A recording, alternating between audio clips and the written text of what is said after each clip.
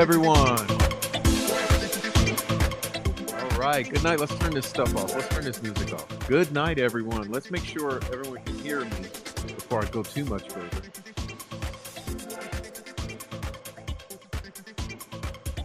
All right, it's sounding good. So, yeah, hello, happy Friday. Today's January 30th. Can you believe it? January is over. Wow.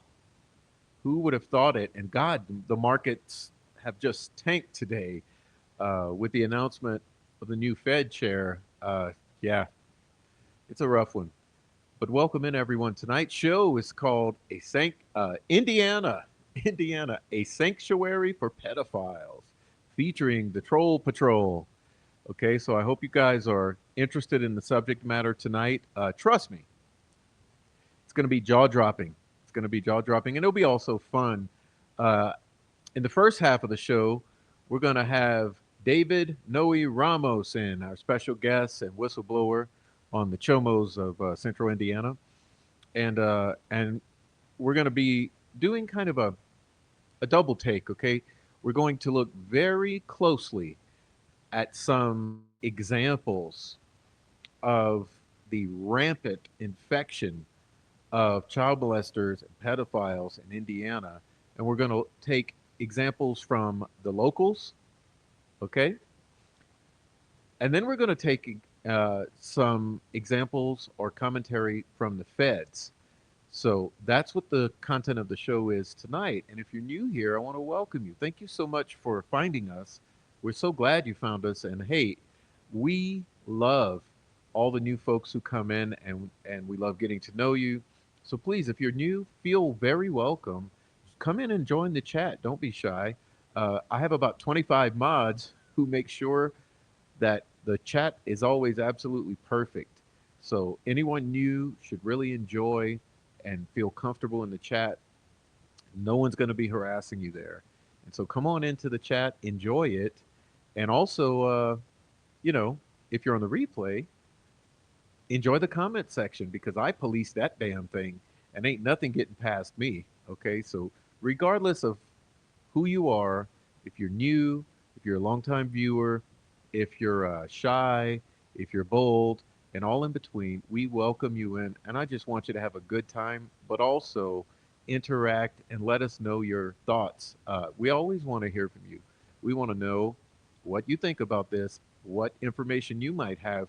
We forward lots of things on up to the feds. Okay. So if you're really concerned and you got special information, important information, you don't want to be held responsible for tipping it in, you send it this way, we'll ensure that it goes on up. Okay, especially if you check out my link tree, you can find my pathways to contact through Gmail, and also you can contact me at Substack, where I do some writing. And also, while you're here, hey, hit the thumbs up and hit subscribe. I'd love to have your subscription because you'd be notified on a regular basis when we do our shows. And we're taking a deep, deep, deep look at the child predation and the cover-ups of such activity, especially emanating out of the state of the Indiana and the Midwest in general. So that's what we do mostly here, and we do some other things. But that's the focus. And we have some extremely special content coming for you that I'm not going to advertise until it's ready. And I'm not going to even mention it. But all I'm going to say is you're going to want to be subscribed because you're going to hear things in the next month that you would not believe. It's going to change your minds about Delphi. It's going to change your minds about the Indiana State Police and the Carroll County Sheriffs. And it's going to change your minds about the reality of what's really going on here with the powerful people, the sex trafficking, child trafficking, and the YouTube whack jobs overall. And we'll be getting into that a little later too, because we all know that you got some really creepy guys, okay, who have inserted themselves into the Delphi murders online commentary. And we talk about them a lot too. So that's what's up with that. And before we get too far into the show, I want to say hi to everybody. I love to do that. And so please bear with me, okay?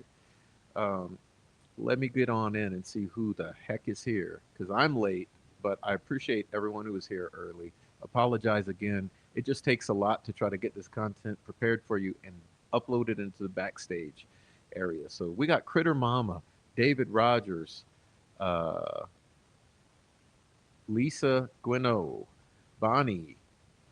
We had Deb731, Snoop Sleuth, Four Pitbulls Across America, Dirty Diana, Emily121. We have Christopher 88A, Nancy Drew 101. We got Dennis McKean's in here. Welcome, Dennis. All right. Anna Paula Baxter, Quadaxel Mimi, Donnie Kuntz. What's up, sir? Good to see you. All right. We got Rebecca Ann coming in.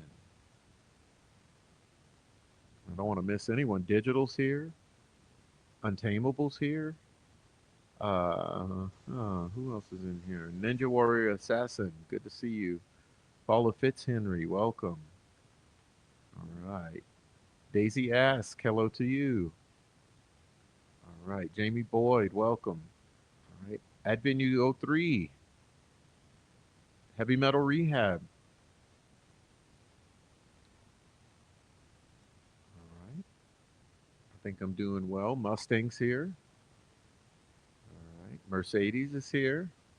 Court of Public Opinion is here, reminding everyone to do like I said and subscribe, like, and comment. We need it. Okay, we also got a Silence Woman. Hey, what's up, Christine? All right, Swade Smith. Hey, Criminal Network. Hello to you. Huh. Wow, wow, wow. David Rogers, thank you for the super sticker. Everyone, please support the channel. Okay, support the channel. Send in the Cash App, the super sticker, thanks. Leave comments. Thanks very much, David, for the super sticker. Mama Bear is a member for 11 months. Hey, Mama Bear, thank you for being a member. All right, good, good, good. Christina's here. Hey, Christina. All right, Firewalk with me. All right, Georgina Taylor. Good to see you. Big Fishy's here. Hey, Fishy. All right. Who else we got up in here? Swade Smith is saying hello to everyone. Look at that. Good job. Good job. Fishy wants to be a mod. Don't worry, Fishy. Look, I got your back.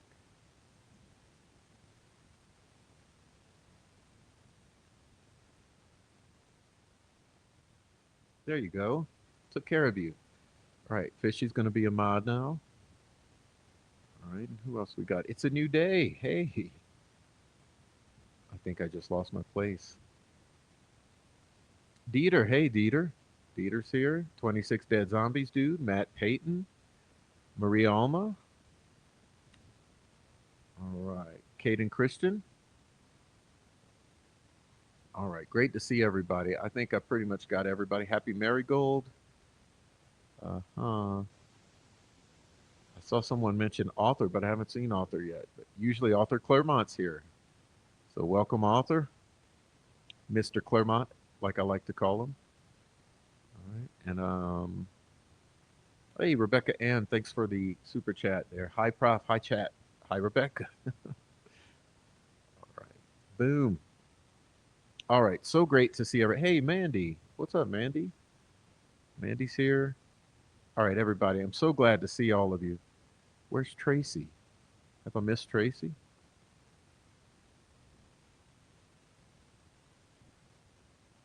I don't know. I see someone said hello, Tracy. Okay. Good to see you all. So thanks so much for being here. Anyone else come on in? Let us know you're here. We appreciate it. All right. Boom. All right. So, a sanctuary for pedophiles. What an odd concept. Okay. What an odd concept. But hey, let's be real here. We're feeling like Peru, Indiana, and Wabash, Indiana, are sanctuary cities for pedophiles, and the state of Indiana, a sanctuary state for pedophiles. And let me sort of kick us off in this way with a rhetorical question. And that rhetorical question goes somewhat like this: If the murders of Abby and Libby in Delphi, Indiana in 2017, which is commonly known to, referred to or is known as the Delphi murders, or formerly the Snapchat murders, if those murders were the result of an attempted child trafficking or catfishing scenario by pedophiles aimed at targeting Liberty German and possibly Abigail, if that's the true nature of this crime, and that's being covered up by the state police of Indiana, would that not be the virtual condoning of that behavior? Would that not be the protecting of the pedophiles who targeted those girls, and that targeting ending up in their deaths? Yes. Yes, it would be. And that's exactly what happened, okay? And one day you'll understand that that's exactly what happened to Abby and Libby. Okay, this was not a lone wolf killer that was opportunistic. This was not random chance. This was not only a satanic ritual. Okay, it was none of that. What this was a chomo and a couple of them who wanted to kidnap those victims, or at least one of them. They targeted that victim. They rendezvoused and attempted to kidnap that victim and her friend, ended up murdering those victims, and the Indiana State Police, and in my belief, the prosecutor has covered it up, has hidden the true nature of this crime, which is why it looks so egregious out there in the real world. When you're observing from the outside into this case of the Delphi murders, you see what is what appears to be an enormous or monumental sized cover up. You see what appears to be just the flagrant violation of constitutional rights of the defendant. You see all of this corruption on the side of the judicial system and law enforcement, and you wonder what the hell is going on here. Well, I'll tell you exactly what's going on. They're covering up the largest child targeting network that's ever been discovered in the Midwest. That's what they are doing. Why? Because they sell these children, okay? They traffic them. They photograph them. They sell the material on the dark web and amongst themselves. And that's exactly what happened to Abby and Libby. And one day, you'll probably agree with it when you realize we've been telling the truth the whole time. And all the whistleblowers who have knowledge of this and all the confessions that have come out all indicate the same thing. When everything points to one thing, that's the truth. Okay? So, with that being said, that's why we're focusing on this particular subject matter. And tonight, uh, we're going to have David Noe Ramos come in and join us because he is a local whistleblower. Now, David's history goes on back to the most insidious and infamous pedophile that has been discussed in the past 10 years from Delphi, or in terms of the Delphi murders. And this is Kagan Klein, okay? So it turns out that Mr. Ramos got to know Kagan Klein, was very concerned by the information that he learned while housed with Kagan Klein. He came out from that experience and whistleblew on Kagan Klein, and has since then whistleblew on a whole bunch of pedophiles from Indiana.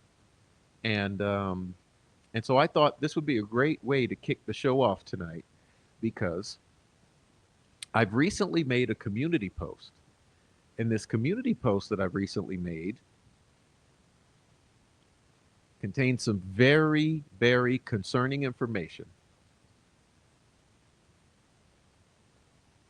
in terms of additional confessions of Keegan Klein. So we're going to get into that first, and then we're going to go on forward. So if you just give me a moment, I'll get my presentation here together, and let me throw this up because this is how I wanted to kick us off anyway. So take a look at this on the screen while I get my things together here.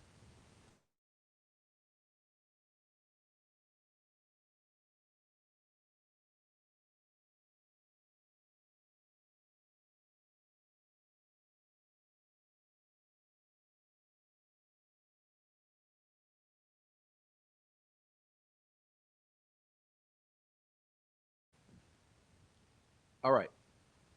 So you'll see here, those of you who are familiar with this, you know exactly what this is. You know exactly what this is. This is a small excerpt that was perhaps the biggest red flag in the interview of Keegan Klein when this transcript was dropped onto the world. And it was this particular statement, which here is lines 14 and 15, okay? But in context, it says this. When you are exchanging child pornography, and then you're exchanging Dropbox links that go to your Dropbox, that's a different story. What do you mean? I never had a Dropbox. Yes, you did. Bud, from your Dropbox account off your phone, we have started one of the largest child pornography investigations ever undertaken in the state of Indiana. Okay? And that right there, ladies and gentlemen, is not a lie. Here's the way you know so. Because the troll farm, in other words, the CIs, the former child molesters, meth traffickers of central Indiana, who now troll the Delphi murders to keep this all buried. The minute that this dropped onto the world, do you know what their line was? Do you know what the running line was in response to this concept of from your Dropbox account, we have started one of the largest child pornography investigations ever undertaken in the state of Indiana? You know what their response to that was? The narrative spin, the spin, the spin was, oh no, that's not true. That's not true. That's just the read technique. They're allowed to lie. They're allowed to lie in interviews. They were just lying.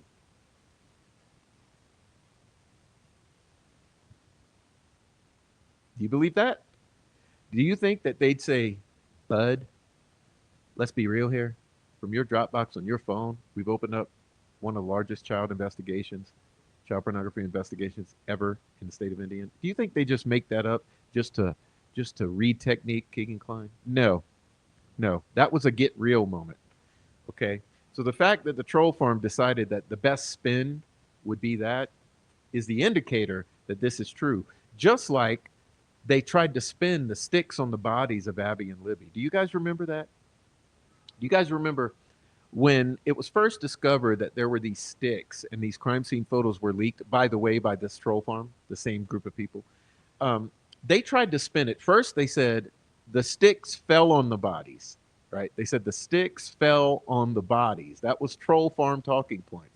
Well, the moment they realized the public wasn't going to believe that or accept that it was impossible for these sticks to fall on these bodies. By the way, why would they even? These trees are not all rotten.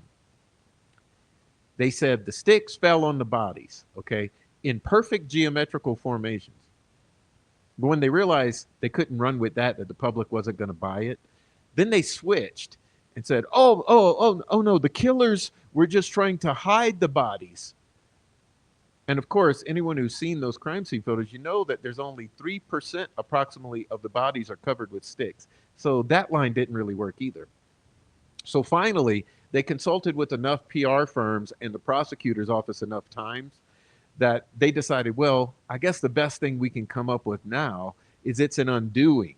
It's an undoing. The killer, Richard Allen, felt sorry, didn't want to see what he did. So he put these sticks in perfect geometrical formations on the bodies to undo what he did, which is what the prosecutor ran with. So you see how none of this makes any sense at all? It's always the spin that these narrative controlling ass troll farm confidential informants, former child molesters, former meth traffickers. That's what they do, okay? And they've terrorized, doxxed, and harassed everyone on the case, gotten some people evicted from their homes, divorced from their loved ones. They got a couple people killed, and they got a couple people jailed.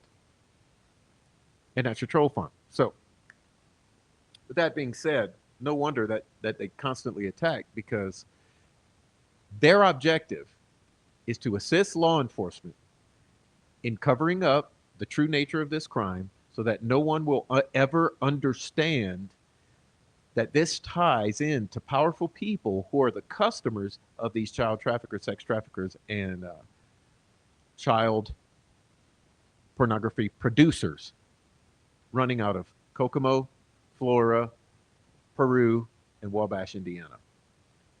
Because we're dealing with a sanctuary state, okay? And anyhow, that's my introduction. I'm so glad everyone's here. Uh, just spitting facts out here. So hope you appreciated that. I do it at great risk. Okay. Anyhow, now I'd like to welcome in our guest of honor this evening. Okay, our guest of honor this evening, Mr. Ramos, and what we're going to do is we're going to chat with him for a moment, and then we're going to start looking at some concerning information that he has brought about. So anyhow, with that being said, let me see if I can get Mr. Ramos to come on in.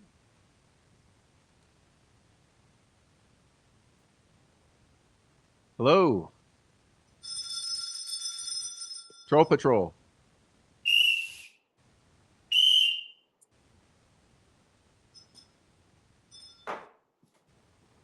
Oh boy. Hola. Hello, Mr. Ramos. Hola. Troll, welcome in. Thank you. Everybody, please welcome Noe in the chat. Boom. Awesome. Good to see you guys. Good to see you guys. The hearts are flowing, Noe. Well, thank you very much, Prof, for having me. And I want to say hello to everyone and quickly mention very special individuals, such as my moderator, my number one chief moderator, Carol. Hi, Carol. And I want to say hello to Joe Swisher, great friend of mine. I had the great honor to reunite with Joe a couple days ago.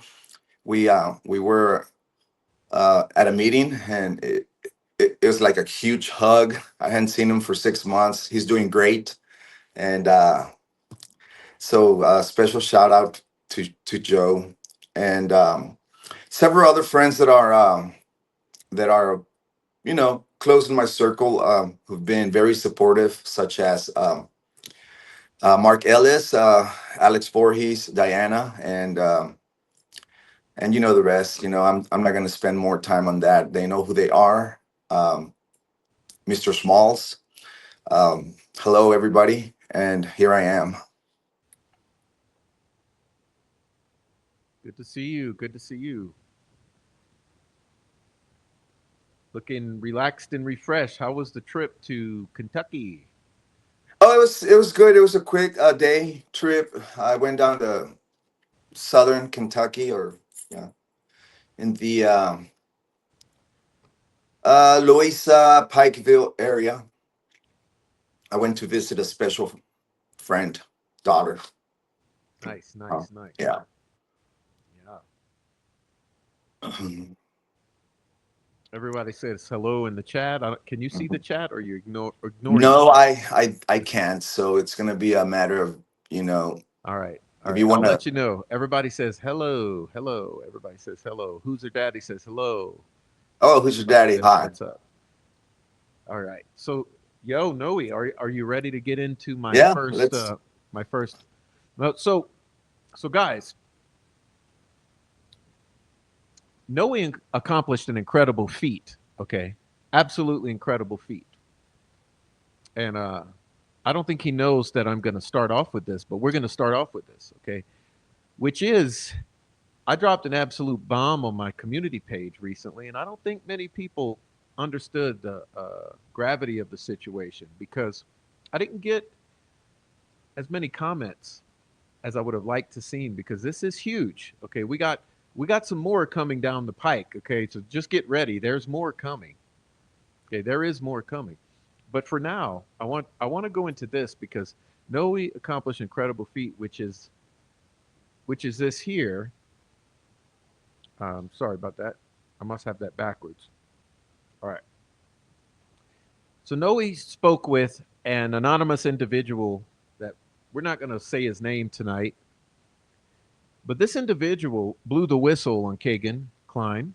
Okay, and I'm going to read this to you and let Noe chime in with commentary, if you don't mind, Noe, because Noe pulled this off.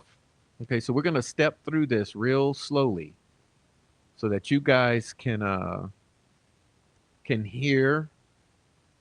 I can force you all to listen to this amazing statement that Noe got, which has been forwarded to federal authorities.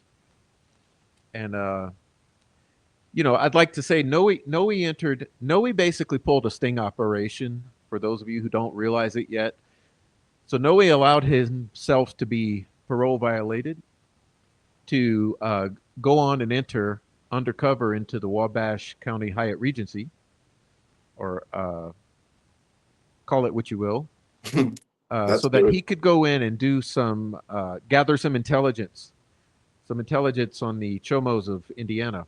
And so, since we know that Wabash and Peru, in particular, are sanctuary cities for the Chomos, uh, Noe went in to do some intelligence gathering, and this is one of the major accomplishments he made. Okay, and it says in 2020, this is your whistleblower. I was in Miami County Jail before I went to Westville. When Kegan Klein came into jail, he came into the 900 block, which is the sex offender block of Miami. When he came in, he told us his apartment was raided and he was arrested for level 3 cocaine and possession of a handgun. He did not have any paperwork to back it up. 900 is an open dorm. He slept in the middle cubicle. Is that it is? Is that what Yes. it? Okay. Yes. In the first bunk on the bottom. Me and one of my buddies, and we redacted for their personal safety, took him under our wing, and we were trying to figure out what he was actually locked up for. Then we saw him on the news and found out he was the Delphi murders suspect, and he was in for child solicitation charges. After that, we started talking more and more openly, or he started talking more and more openly to us about his case. And I see I've put the red box around. That always means it's important. Pay attention. He always kept asking us stuff about his computer. He was really worried about the detectives getting into it. One day they came and grabbed him, and when he came back in, he told us he had multiple counts of child solicitation. During the time together, he told me that his dad was really good friends with Libby's parents. Who knew that? Tony Klein was good friends with Libby's parents. He admitted he knew the little girls and said him and his dad had been questioned about the case because they had family friends in Delphi. Who family friends? You mean Ron Logan? He said his dad, Tony Klein, had a hog farm in Delphi. And him and his dad would often go to Delphi because they had people working for them and they sold hogs to packers. He said that the police had searched the hog farm looking for clues. What people don't know is that after the crime was committed, they went to Vegas to hide and get away from Indiana. Oh my God. What?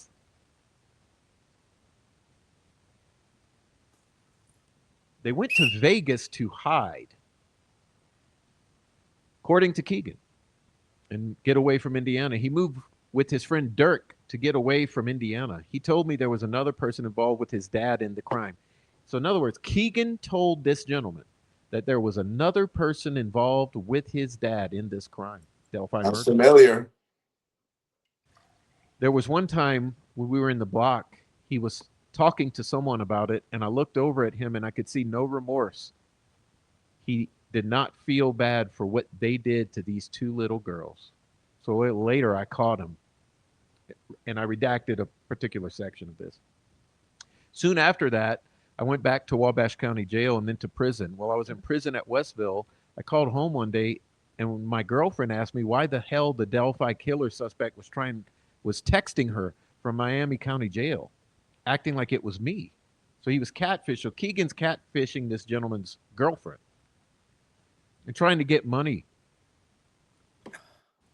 Keegan Klein had stored her number on his chirp when I used his chirp to text my girlfriend from the 900 block. When we were together in jail, I was getting ready to get out of Westville in December 2022, and I got shipped back to Miami County Jail on a different charge. And I told my girlfriend that I was going to stomp on him again for doing that. But when Miami County picked me up, he was being housed by himself in the 900 block, and the rest of us were at the 900 block. I got out of Miami County, and I never saw him again. All right, Noe, can we stop there? And you want to add anything to that, or how did you get this statement? Or oh, sorry about that. Jeez, come on, Prof. Okay. Um, First of all, let me start by saying that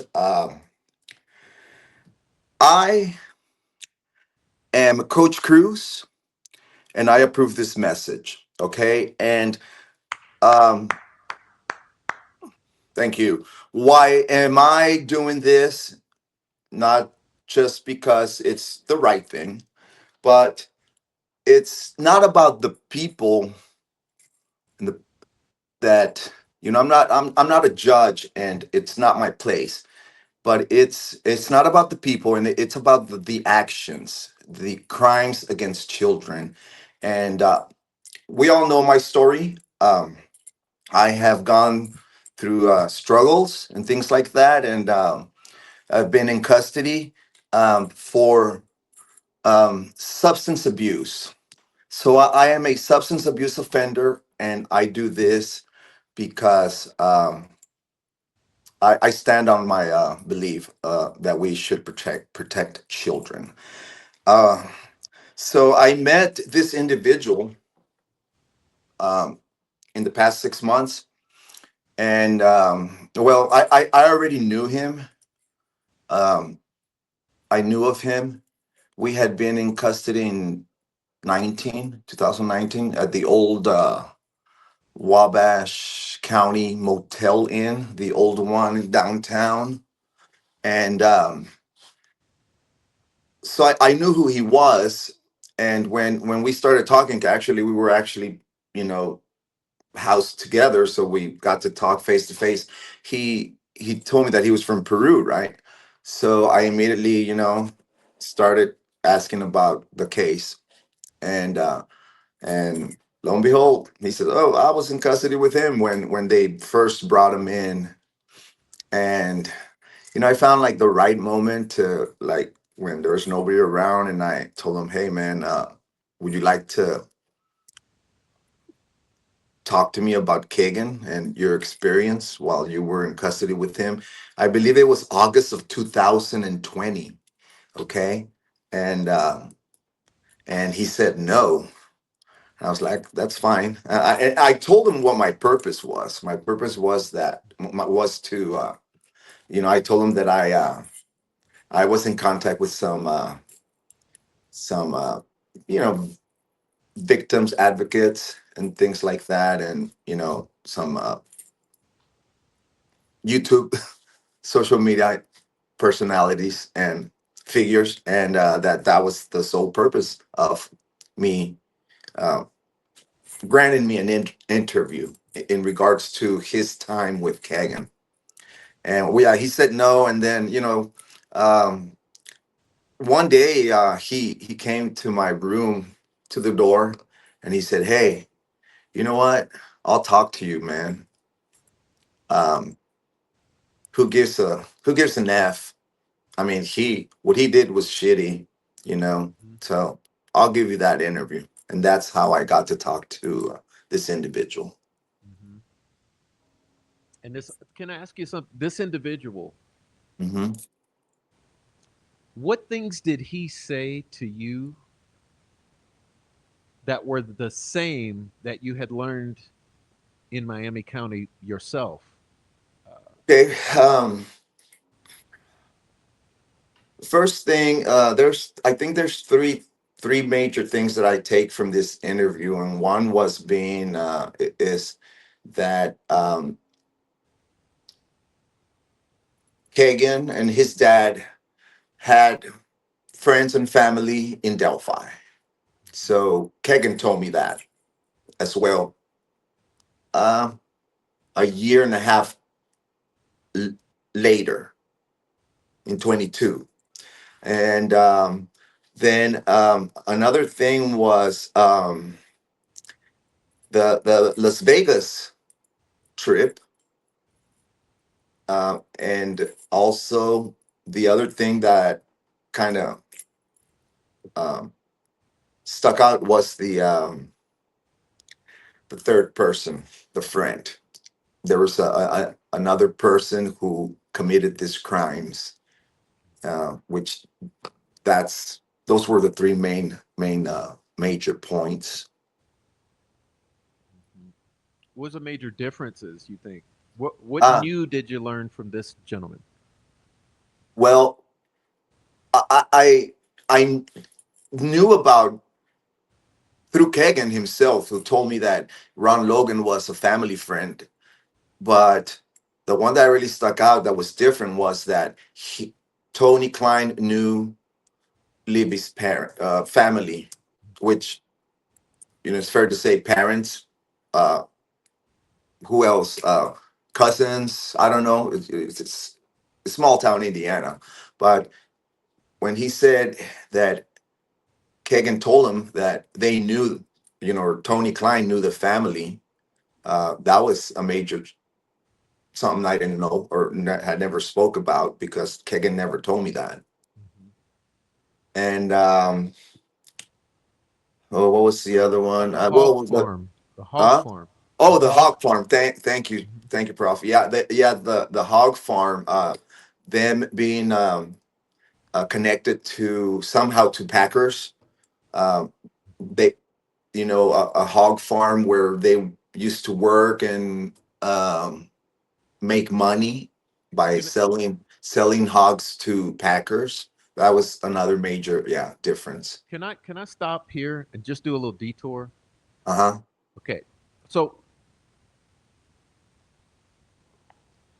without naming names, because okay, so we know that there's a handful of women in the YouTube Streets Delphi community who have been sexting Keegan Klein over these past 5 years. Mm-hmm. Okay. One of these women who had been sexting, I'm not talking about the one who was crying for him at his hearing, and I'm not Mm-hmm. talking about the one who loves him and is an alcoholic. I'm talking about uh, the one who had talked to us on several occasions Mm-hmm. and said that Keegan had a fetish or was very very interested in slaughtering hogs. Had you ever heard that from that particular individual? I'm wondering if you were in that conversation, it was just me with that particular individual. Um, I do remember the fascination for um, the hog, slaughtering hogs, and the individual that I'm thinking is one that it's the one that I met first before the other person that we're talking about here, or Yeah, the I other guess the what I'm other saying, female, do the you one that was remember do you okay. The remember the individual that I details of the hog, the fascination with the slaughtering hogs, that piece? no well I just heard the basic that he was fascinated with slaughtering hogs. Okay. Mhm. And but that individual was not sexting with Keegan. Allegedly. Okay. Or yeah, But allegedly. I'm saying that, okay, what I learned about this Hmm. when I had this discussion, they said he was very interested and very almost like had a fetish for describing the process of slaughtering the hog and the tools you would use and where you'd stick them and all Hmm. that. Do you remember any of that, or was it just me No, that got that? no, it was just you. I Okay. just heard the basic line, which was he had a fascination first. Oh yeah, I You had a know. deep conversation about Uh this huh. Yeah. aspect, so I guess I I should think just I say think that conversation was a one-on-one between you one and on that one. So individual. so let me say Yeah. that.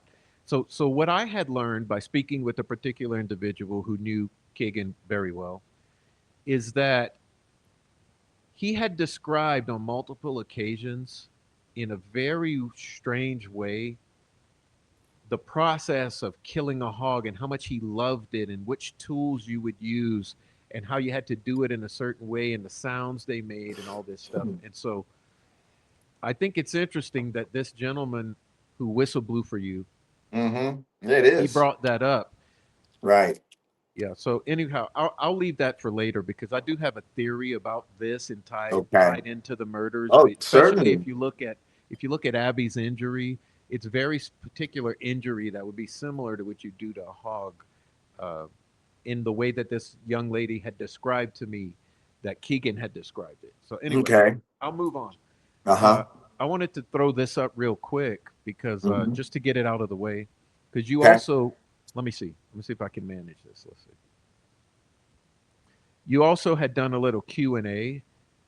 Any points of this Q&A you want to highlight, or should No, let's read it first. I wouldn't remember, prof. I have okay? I don't have that file. Well, It, there's I some have it things over that are here. I can go just a get it. repeat. Yeah, just read it and then I'll touch some points. Yeah, it says.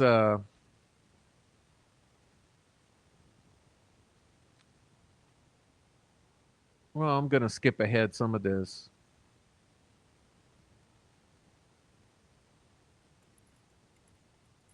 The Yeah, house read. on Canal Street. Okay. Do you know anything about the house or what kind of activity went on? And that's Tony Klein's house in Peru, Indiana. I never went there, but I have friends who did go there. Who and what did they do there? Amber Turley and David Ramusin used to go there to party or score dope. How old were they? My age. Okay. Then you say, do you think they were involved in the murders? Yes, he told us that's why he went to Vegas to hide and was very worried about the cops taking his computer. So once again, this is in your Q&A. Okay, I want to Yeah. highlight this for the listeners. Listen, in the Q&A that Noe did after, he says, "Do you think they were involved in the murders?" And the response, this individual said, "Yes. Keegan told us that's why they went to Vegas to hide, okay? To hide, not for any other reason, not because there was a pre-planned vacation. So the whole thing with going to Vegas was to hide, and he was worried about the cops taking his computer. Okay, so he says, moving on, he says, "What about his dad? Do you know him, and what can you tell us about his dad?" I didn't know him personally, but according to my cousin and friends, he would have friends over who were into motorcycles and cars, and they would party with them. Do you recall him having any association with any biker gangs? No, but my cousin would know. She hung around his group of friends. Did Keegan Klein receive a lot of money, church funds, and or visits by any women? Yes, his dad used to give him money. He told us they had a hog farm in Delphi, and that's how they made money. Some young chick visited him. She looked 18 or 19. He said it was his wife or girlfriend. I can't remember. What? What? You know, we have, like I said, we had several girls in this community, women, sexting Keegan. Can, oh, tell me more about the hog farm. Was it the packing hard hog farm? Not Packers. He said it was a separate hog farm and it belongs to his family. And they sold hogs to Packers, and that's how they made money. Did he tell you where this farm was located? No, he just told me it was a family farm, and his dad and him often went there because people worked for them there, and that's how they made money. Is there anything else he told you? Did he know about Abby and Libby? Yes, he told us he knew both of them and that his dad knew Libby's parents.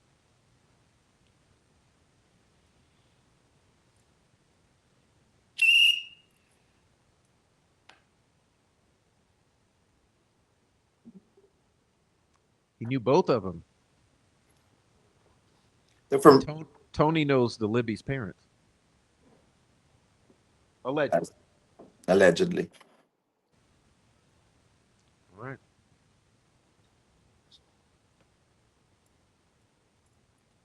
Well, any other thoughts on this whistleblowing, or any other thoughts that you want to express about your whistleblowing to Detective Kendall and Mr. David Vito or anyone else?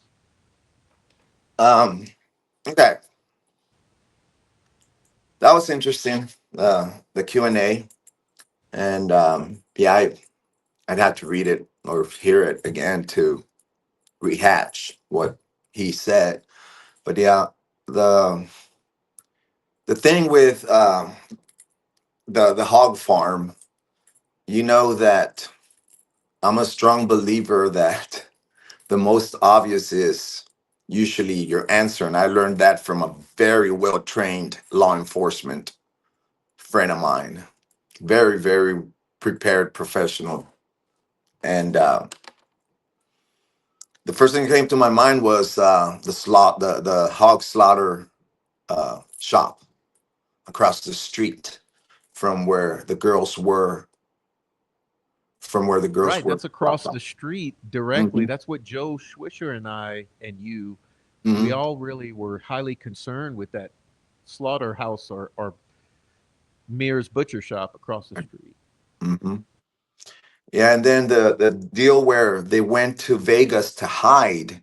Remember that there's there's been talk in the past about they went to Vegas to sell a video or this or that. To me, the first thing that came to my mind was that they were trying to they were trying to distance themselves from the you know the heat, and it's been said that I believe Kagan, I believe, or one of them had been searching the Delphi murder case while they were away in Las Vegas. So that was another point.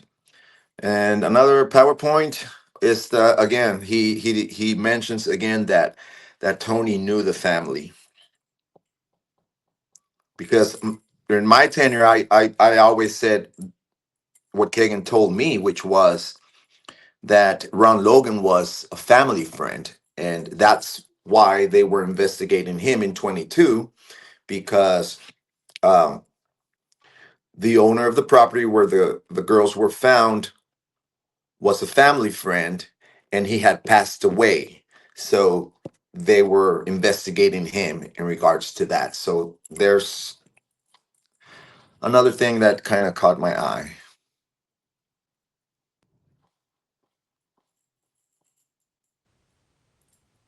Yeah, yeah, I agree. I think we have a whole other show we could do on this subject matter. Yeah. Okie But doke. Heavy Metal Rehab sent me this, and I want to thank her for that. She says this is from Eye of the Chicken Hawk.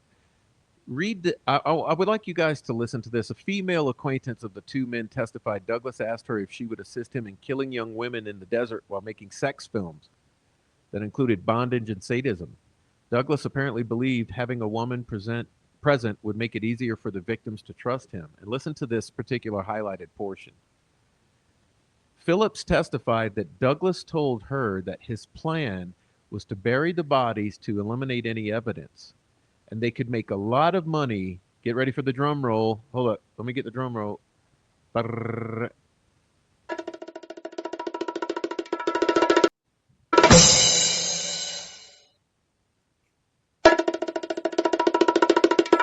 Does my drum not work tonight? Here, we'll do this. Hello, hello. I'm not hearing it. Hey, Noe, Yeah,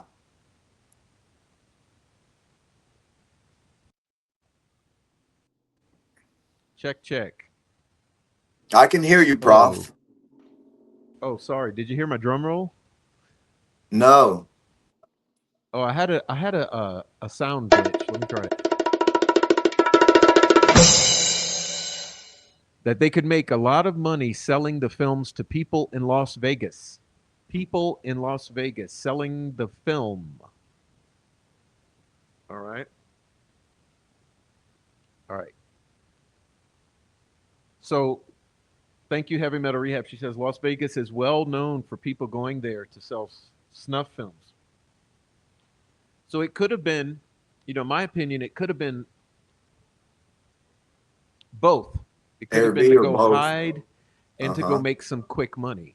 Okay. To go hide and to go sell the films because we know this. There was a camera at Ron Logan's residence. Okay, let's be real here. There was a camera and there was lighting set up in Ron Logan's home. Okay, we know that. That's actual fact. We also know some more that you're going to be learning in the next month about what they did with Abby and Libby regarding photography. So the question is, what happened to that?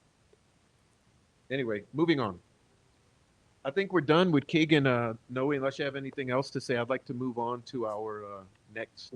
Yeah, sounds good. Awesome. Yep, sounds good. Well, we remember last time you were on. Okay, last time you were on here, Mm-hmm.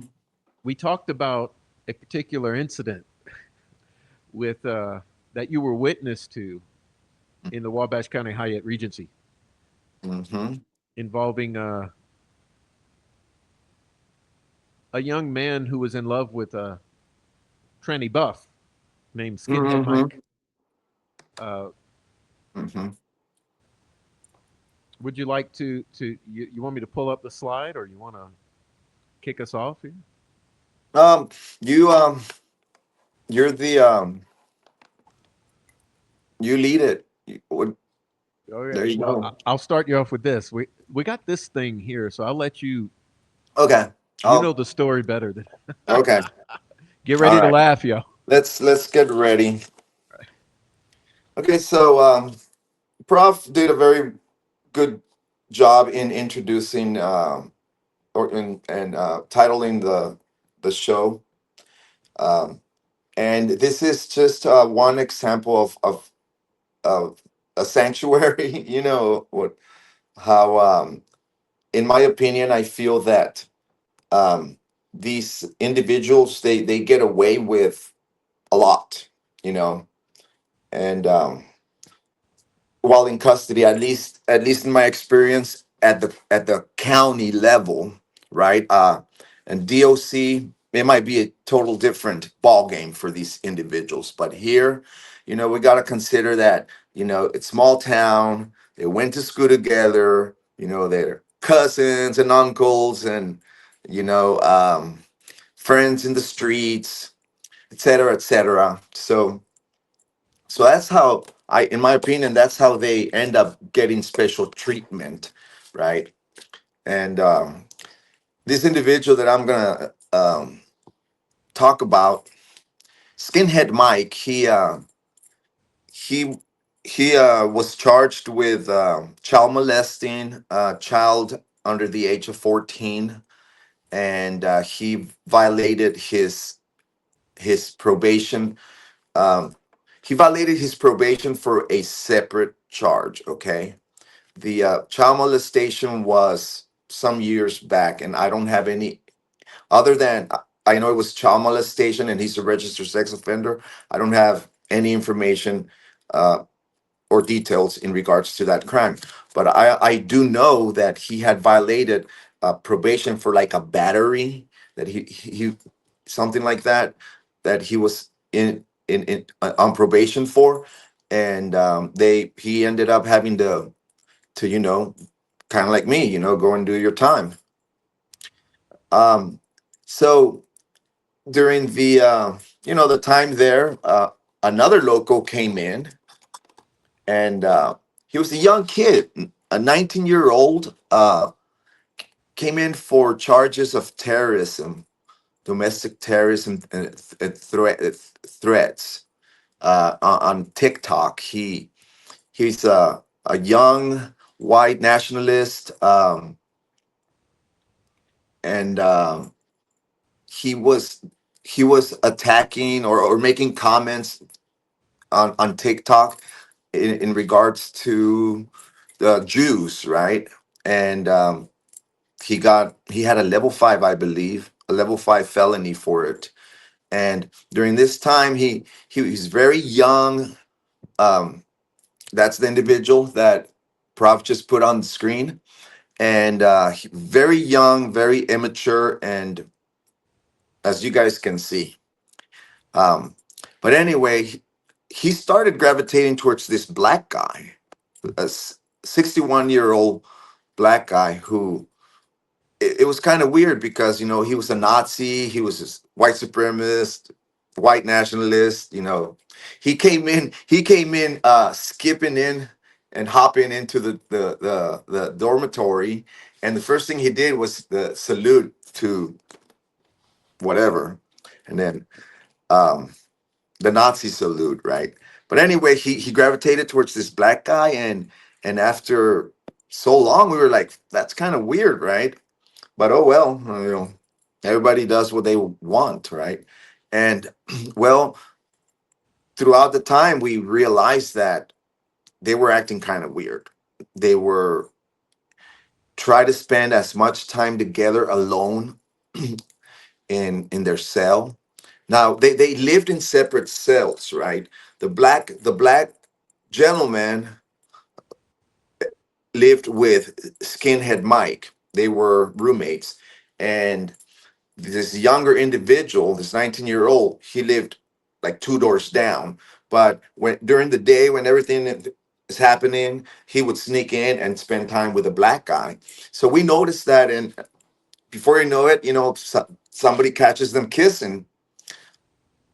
That's and that's like there. That's the elderly, 61-year-old individual who uh, he was not a sex offender. He was in for burglary, I think theft. Uh, but anyway, they started this relationship, and finally, Skinhead Mike, you know, went in and said, "You know what? You're not allowed to come in in this dorm anymore, in my or cell anymore, and you gotta you gotta chill out. I do not." I do not approve of you guys spending too much time alone. This is my cell. I share it with you. This kid's got to leave. No more. Well, it turned out into a big issue, and actually, they had a fight, a huge fight, and Skinhead Mike, he went in there, um, and beat both of them up. He beat both of them up. And the result of that was a in-house disciplinary for what they call mutual combat. So so he beat up the 61-year-old, and he beat up the 19-year-old, and he got, I believe, 21 days in the hole for that. It was ruled a in-house disciplinary, so no charges were filed. So basically, the three of them were sent to the hole separately, of course, and the 19-year-old and the 61-year-old were kicked out of the dorm, and it was just a crazy situation. And I don't know, Prof, if you want to highlight a few, like this Oh is yeah. just if you want to highlight a few of the uh, points, whatever you feel is Or if you want to read the whole thing, fine. It's just half a page. Let me try to read it. I Hmm. need to get my glasses on. Oh, let me while you do that, let me say quickly that on that on that cover page, which you see the pictures of skinhead Mike and the Yeah, yeah, 61-year-old. And okay, I'm there because I was a witness. Okay, so Prof, you'll read it, and yeah. So you we guys we will can make see what it sense. says is suspect, suspect, and witness. And I was a David witness. Noe's the witness, and there's three suspects here, and you can Mhm. see who are these three again. So who's the top guy? Okay, the top guy is a 61-year-old elderly boyfriend, and There he then the is. next one is Skinhead Mike, which they were roommates. Then the third one is me, and then the fourth one is the boyfriend, the 19-year-old boyfriend. Just say that all again. So who were the two kissing? The two at the top. The two at the top. No, No. Okay. the Let 61-year-old, the 61-year-old black there you go. man, and the Uh, 19-year-old and now white nationalist, supremacist, neo-Nazi, skinhead, hippie, uh, so everything. He was there. wait. Yeah, So skinhead Mike skinhead Mike is got mad. Said, also how many white nationalists we got in this unit? "Bro, it's the KKK in there. Okay, Come on." let's go. Let me read it. It says while conducting the jail, I don't know. It's hard to read this, but the jail. Can you read it? While Uh, conducting the well, jail. hold on. Go back one page with the one with the pictures. Oh yeah, we've been there, done that, covered it. Okay, it starts way at the bottom. Oh, I Right. see. I can't Entered read that. entered 11/9/2025 at 3:57 by Officer Campbell, batch number 393. That's where it starts. Okay. It says while working a shift at the Wabash County Sheriff's Department, Officer M. Campbell witnessed the The following following events events. and know that they are true to the best of my ability. Okay, you want to take it from here? Okay. While conducting the jail site walk on 11/7/25 at approximately 5:25, I was in the D5, Delta 5 on the upper tier. While waiting for the door to open, I heard a really loud bang. I looked down at the I looked down at the inmate in the day room in D5 and asked if he heard the noise. He stated yes. Be careful going in there. I proceeded to enter Delta 6 when immediately inmate Ramos begins yelling into the cell to stop fighting. It was at this time that I went into the cell and immediately pulled inmate Owens out of the cell. I told inmate Moyer, okay, inmate Owens is That's the old guy. That's the this guy. black guy. Mm-hmm. Uh-huh. And I told inmate Moyer, which that is skinhead Mike, Skinhead Mike. Mike Yeah. Moyer, to take a seat and locked his cell door. I also locked down the whole block at this time because I didn't know the full story. Once everyone was locked down at approximately 5:28, I escorted inmate Owens to Delta 13, while Officer L. Frost, batch number 388, and Officer Wilcox, batch 242, stayed behind to speak and check on inmate Moyer.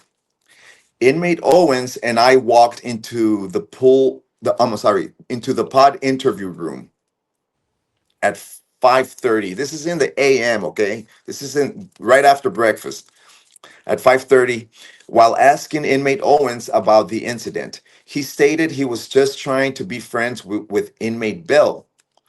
Inmate Owens openly admitted in this interview to engaging in a mutual combat. It was noted at this time that inmate Owens had a small amount of blood coming out of his finger. Owens was brought to D15 as well as all of his belongings. and was consequently placed on administrative segregation, aka the hole. All right. I'll let you read the next one. At approximately 5:40, Officer L. Frost and myself pulled inmate Ramos out into D13 to get his side of the story. Inmate Ramos informed me that inmate Bell was also involved and he threw some punches. I decided to leave Officer Frost and Ramos and deal with this immediately. I went and watched footage, and it is pretty obvious that Bell was involved in this situation. I entered D6 at approximately 5:58 to get inmate Bell put on admin cell segregation, i.e., the hole in the cell booking.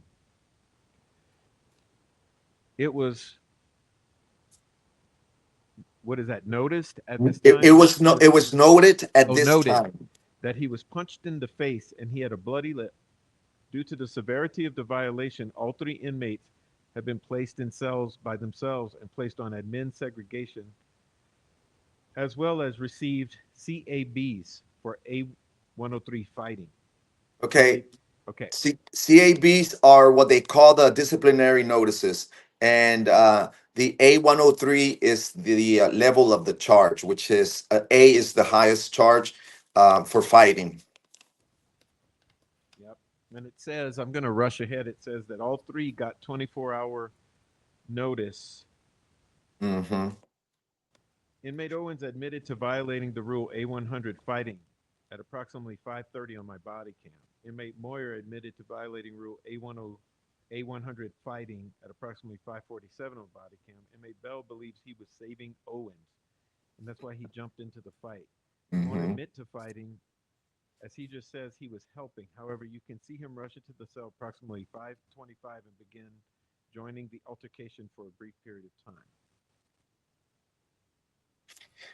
You want me to take over?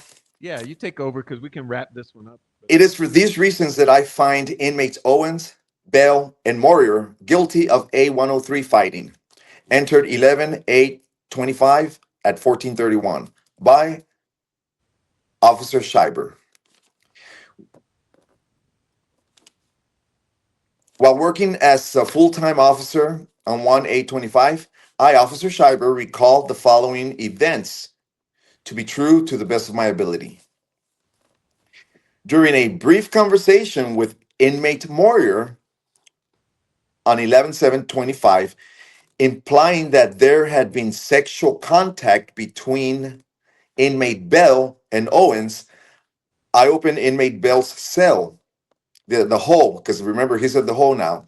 At approximately 14:29, I asked Bell what had occurred between himself and inmate Owens before the fight had happened, telling inmate Owens that I was going to check camera footage and that this was his chance to be honest with me. Inmate Bell then told me that him and inmate Owens had been kissing each other on the cheek, neck, and head in the morning leading to the fight. He also told me that he had gotten pouches to snort from inmate Stout and snorted them.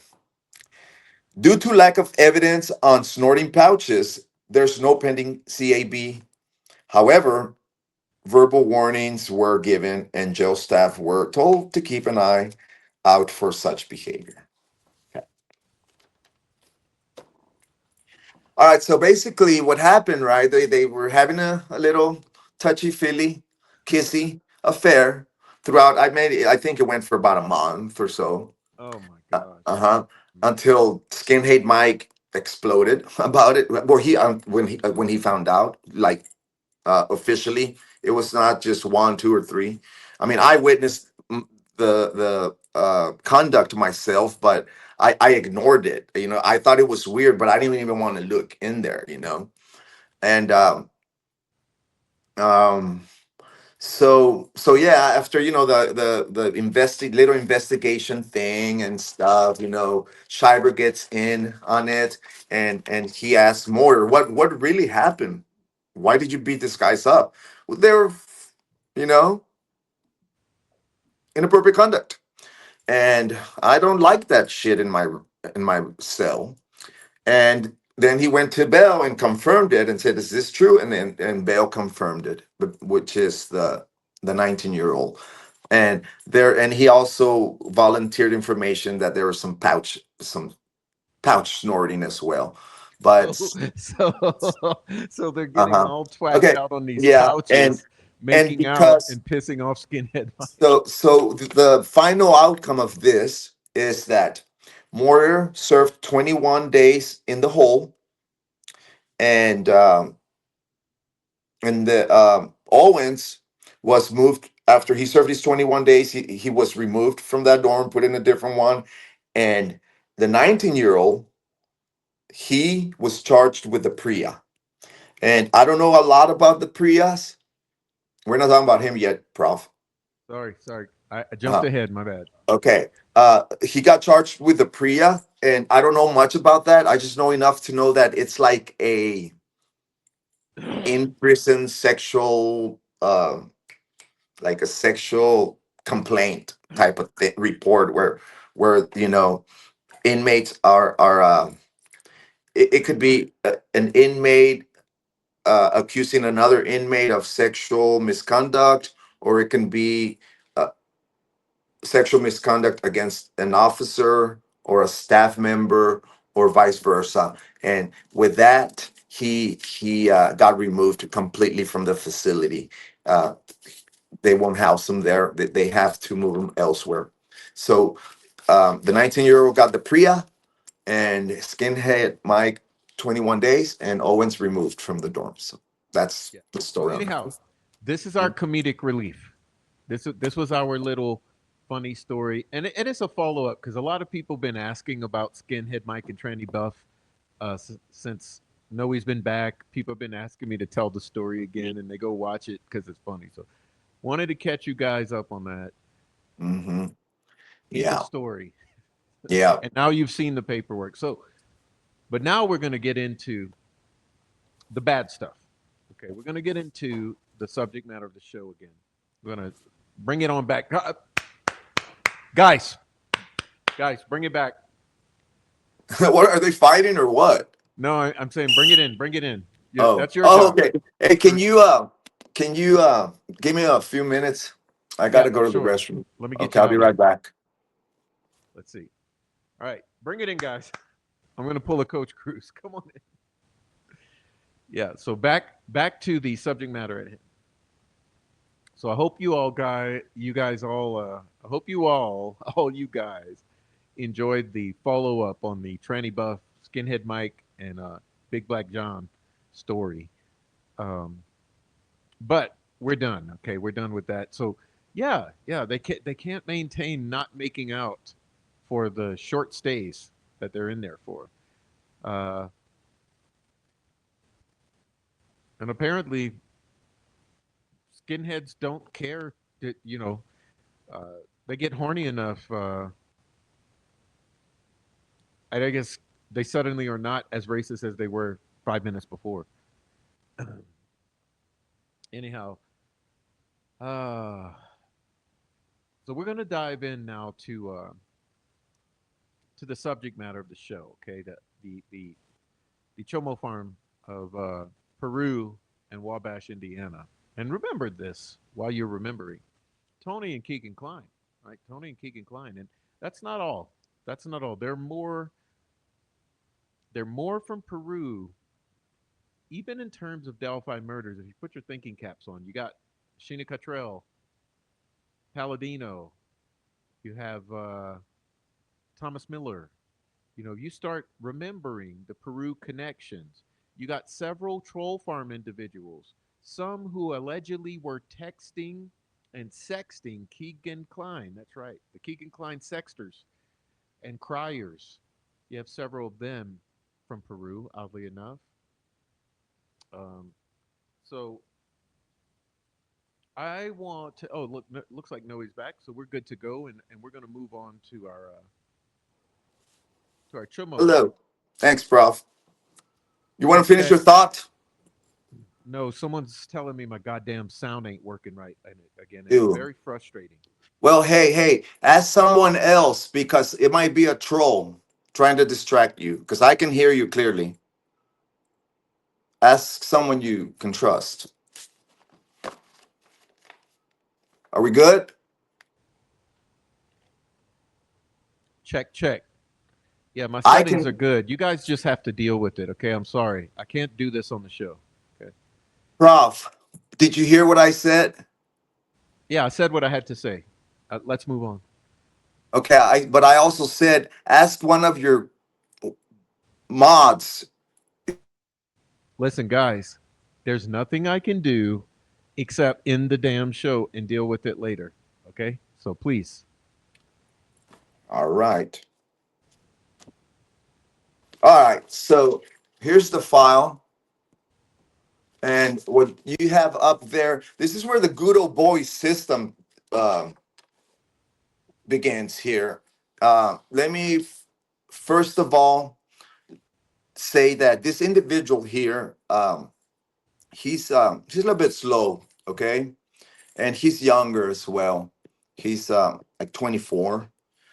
So you know, everybody kind of like has a soft heart for him, and what I mean by that is I mean everybody from like the inmates to the staff to his friends, his family, his everybody and everybody and everybody. So it's important to say that because um he just we just got to be fair, um but what he did was very Keg inclined behavior like conduct on the internet. And this guy, uh, he was catfish or reaching out to minors and exposing himself and doing that type of conduct on video chats and stuff like that. And I believe that they opened this investigation and he got catfished pretty much. Um, he reached out to an account and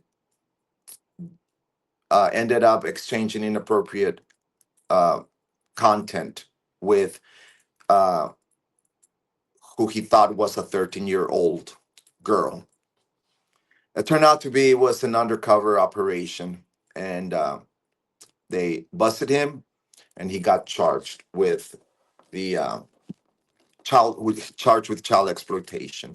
All right, so I'm gonna show this envelope real quick, and this was the where I kept his file because remember that I had to fight the staff, the high regency staff, to obtain all these and conserve all this information because they kept trying to take it away from me.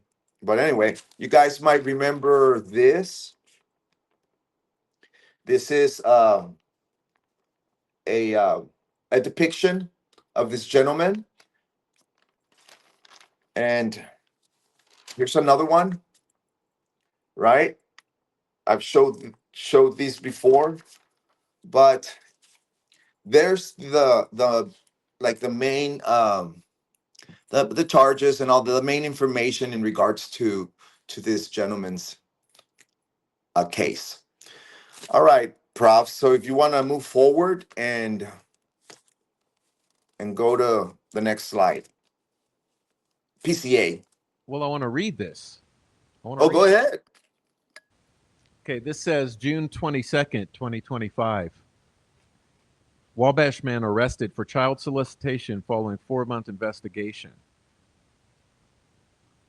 Investigators with the Indiana State Police Internet Crimes Against Children Task Force began a criminal investigation in April 2025. That's last year, y'all. After Mhm. receiving a complaint about an individual using an online account to contact minors. Following an investigation, the Wabash County Prosecutor's Office issued a search warrant for a residence belonging to Ethan Cornett, 24, of Wabash, Indiana, Chomo Sanctuary City. On Friday, 18 July 2025, members of the ISP ICAC task force, the ISP Peru post, and the Wabash County Sheriff's Office executed the search warrant and seized multiple electronic devices. Cornett was taken into custody without incident and transported to the Wabash County Sheriff's Office. Arrested and preliminary charges. Listen to this one, y'all. Ethan Cornett, 24, of Wabash, Indiana, child solicitation, level 5 felony, inappropriate communication with a child, class A misdemeanor. This remains an active and ongoing investigation. No further information is available at this time. Detectives continue to examine all electronic devices. Okay, and I'm going to skip the other shit. Uh-huh. And this is the drawing Mr. Noe was showing. Mhm. Now, it is very important. You know how I started by saying this is where the good old boy system kicks in? It's very important for me to mention this. Okay, it's not about the who. Okay, it's about the what here. Okay, and if someone or anybody um, doesn't like it, don't watch it, or or take a good look in the mirror. But it is important to say that this guy is the nephew of State Representative District 52 Larissa Sweet out of Wabash, Indiana. Okay, stop Uh, there. Stop there. That's the important point that I want to hit. So please say that again very slowly for everybody so they understand what we're saying. yeah, I said that I kicked it off with saying that this is where the good old boy system kicks in, right? And this guy here is the nephew of State Representative District 52 Larissa Sweet, Republican out of Indiana, the state of Indiana. Just this past summer, our lawmakers met with Trump in the White House to talk about laws. So that's who this individual is related to. Yep. All right, so let's look at this. Uh huh. Here are your documents, charging documents. It says count one on or between April 5, 2025 and April 7, 2025, the County of Wabash. One Ethan D. Cornett, one person at least 18 years of age or older, did knowingly or intentionally solicit an individual he believed to be a child under 14 years of age to engage in fondling or touching intended to arouse or satisfy the sexual desires of either the child or Ethan Cornett.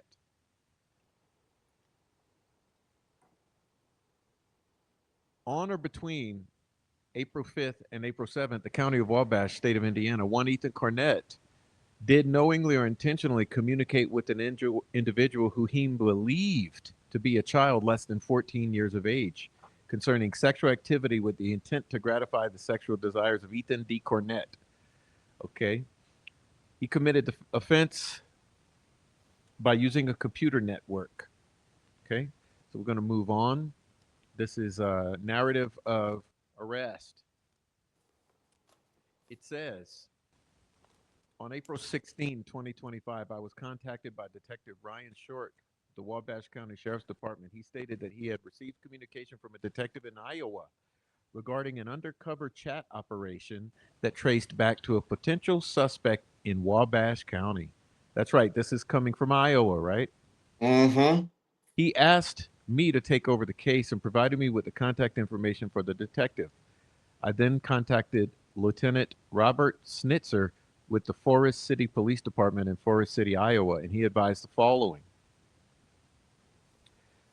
In February 2025, his department started an undercover chatting operation. Listen up, y'all, especially you Troll Farm, listen up. Hmm. Undercover chatting operation in an attempt to be proactive in their online community. They created an account on Facebook for a young blonde girl named Molly Smith. The Mm picture for the account was of a female deputy named Isabel hmm. Davis with the Kossuth County Sheriff's Office here in Iowa. The age regressed photo used an app, using an app. On April 5, 2025, at approximately 8:15 p.m., an individual on Facebook identifying himself as Ethan Cornett contacted this age regressed female. The conversation went as follows. Okay, Prof. Um, do you wanna? Can I help you a little bit? How about I am MS and you are EC? Let's do it the other way. Okay, I'll be EC. All right, EC is Ethan Cornett, This is and this is Facebook. basically what they found on his phone, right on the messenger uh, conversation. Check. Okay, ready? Yeah. Hey, how are you doing? Hi, Hi. Prof. How's your night going, hun? Where are you from? Good. Iowa. You? I'm from Wabatucky. I'm from Wabash. I'm from Wabash, Indiana. Ha ha. How old are you? I'm 13. 13. I'm There it 20. is. God damn it. What? 13. 13. Oh, okay. I'm 24.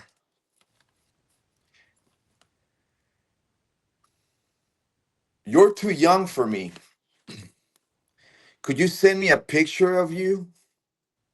If I'm too young, why you want to pick? That sounds like Bojangles. Sorry. What are you doing? Watching TV. You? Nothing. Could I video chat for a few? Drops my phone in the water, so nothing really works. Sorry. You're okay with talking to me even though I said I was too young? Yeah.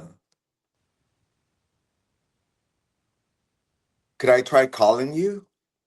Speaker doesn't work because of the water. Oh, would you send me a pic of you? I don't like talking the phone anyway. Okay. Like a face pic? Yeah. Okay, sends an age regress photo. Now you. You're pretty. Sends a photo wearing a hat. Smiley face emoji. Would you send me a video Like what? of you playing with yourself? I'll send you one. Two smiley face emojis.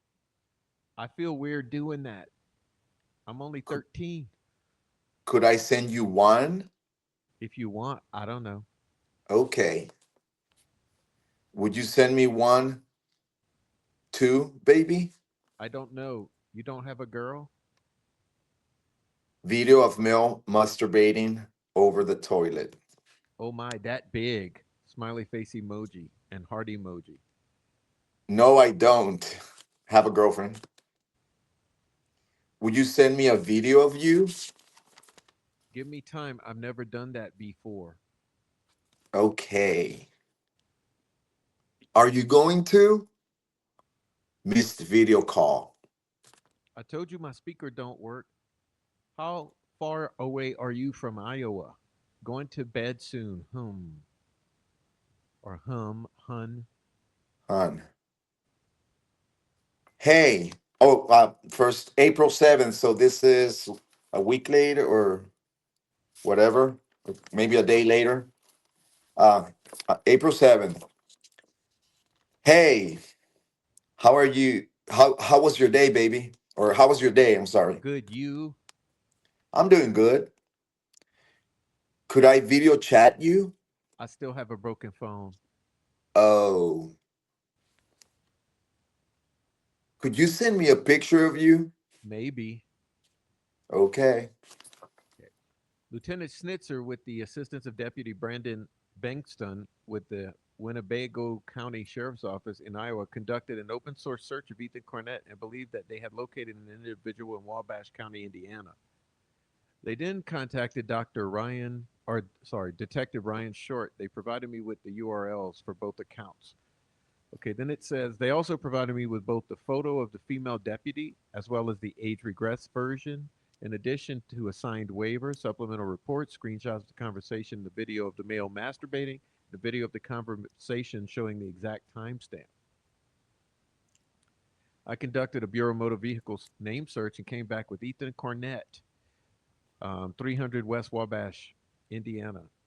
I matched Mr. Cornett's BMV photo to the photo sent by the suspect's Facebook account. On April 22, 2025, I authored and submitted a search warrant affidavit to Miami County courts for Facebook regarding gaining access to the suspect account as well as the uh, what does that say? The user account? Utilized. Okay, The utilized by use. Lieutenant Snitzer. On April 29, 2025, I received the signed search warrant back from the courts. I submitted it to Facebook via their online portal on May 6, 2025. I received a return from Facebook on May 20, 2025. Inside the two returns were photos, subscriber information, messages, and IP addresses associated with the logins of the accounts. The suspect conversation in question was not located inside either account, which means he dirty deleted them. This may Mm-hmm. be due to Meta Platforms, which is a parent company of Facebook, moving all of their messaging platforms end to end encryption. I did see the suspect's Facebook account that he did search and view the UC account several times in April 5th, 2025. Facebook advised that the name for the suspect account was Ethan Cornett with an address of redacted and a hometown of Wabash, Indiana, Wabatucky. Mm-hmm. And it goes on and it says June 17, 2024. It also lists a verified phone number. Inside the photos folder of the suspect account, I located several photos of a male individual that I matched to Mr. Cornett's BMV photo. This account is still active. Facebook provided all IP addresses leading to the legal process being signed. The most commonly used IP address, as well as the IP address associated with logins to the account, on April 5, 2025. Utilizing an open source program called Maximind, I determined that the IP address came back to TWN Communications. On May 21, 2025, I authored and submitted a subpoena affidavit to the Wabash County courts for TWN Communications regarding subscriber information connected to suspect's IP address. I received a signed subpoena back from the courts on May 23, 2025, submitted it to TWN Communications via email on July 11, 2025. I received communications back from TWN Communications stating that without a port number, they would be unable to narrow down the search to a specific address. Unfortunately, ESPs do not record port numbers for their users, so there is not one available.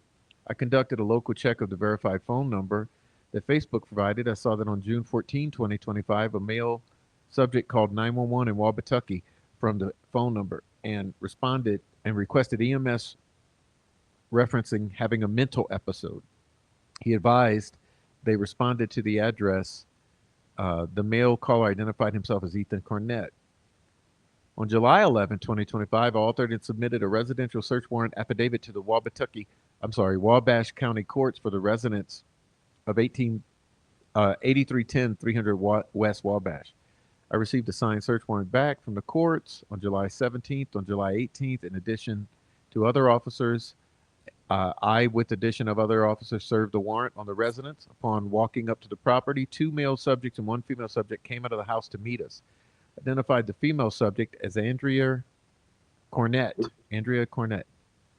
and Mm-hmm. the two male subjects as Ethan Cornett and Richard Rucker. Officers cleared the residence while I spoke to Mr. and Mrs. Rucker. I explained to them that we had a search warrant for the resident, specifically for the electronic devices. They stated they knew this day would come eventually and pointed us to their bedroom, stating that they had old cell phones and a tablet they had taken from Mr. Cornett several months prior. I asked them why they thought we'd be coming there, and they stated it was because Mr. Cornett had been watching porn. They wouldn't elaborate any further. They stated they had taken the phone and tablet from Mr. Cornett without his knowledge and told him they had been destroyed. Okay, can I say something real quick here? Mm-hmm. I learned from sources because this kid is the same age as some of my family and close people in my circle who went to school with him. I discovered through talking to other sources that the family knew that he was doing this inappropriate sexual requesting sexual content from minors ahead of time, and that statement Adds there up. proves that that's true. So yeah, he'd been doing this um, prior to the arrest. Okay, go. Okay.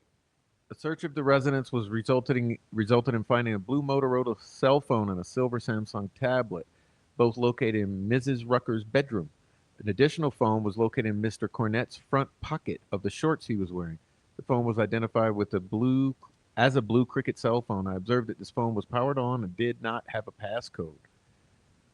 What does that say? The paper's wrinkled. When I opened the It phone, says it says I minimize the app and place the phone in airplane mode before shutting the phone off. Is that what you're? no, I got it. It says when I opened the phone, I observed it was logged into Facebook Messenger. Yeah. Mm-hmm. I explained to Mr. Cornett that we had a search warrant for the residence, asked him if he'd be willing to talk to me at the sheriff's department in a recorded interview. He stated he would, and I provided him with courtesy transportation, quote unquote. Oh my God. Okay. On the way to the Bro, sheriff's department, Cornett asked if he was under arrest, to which I stated he was not. And this was a voluntary interview, and he had every they, right to say no. they lied.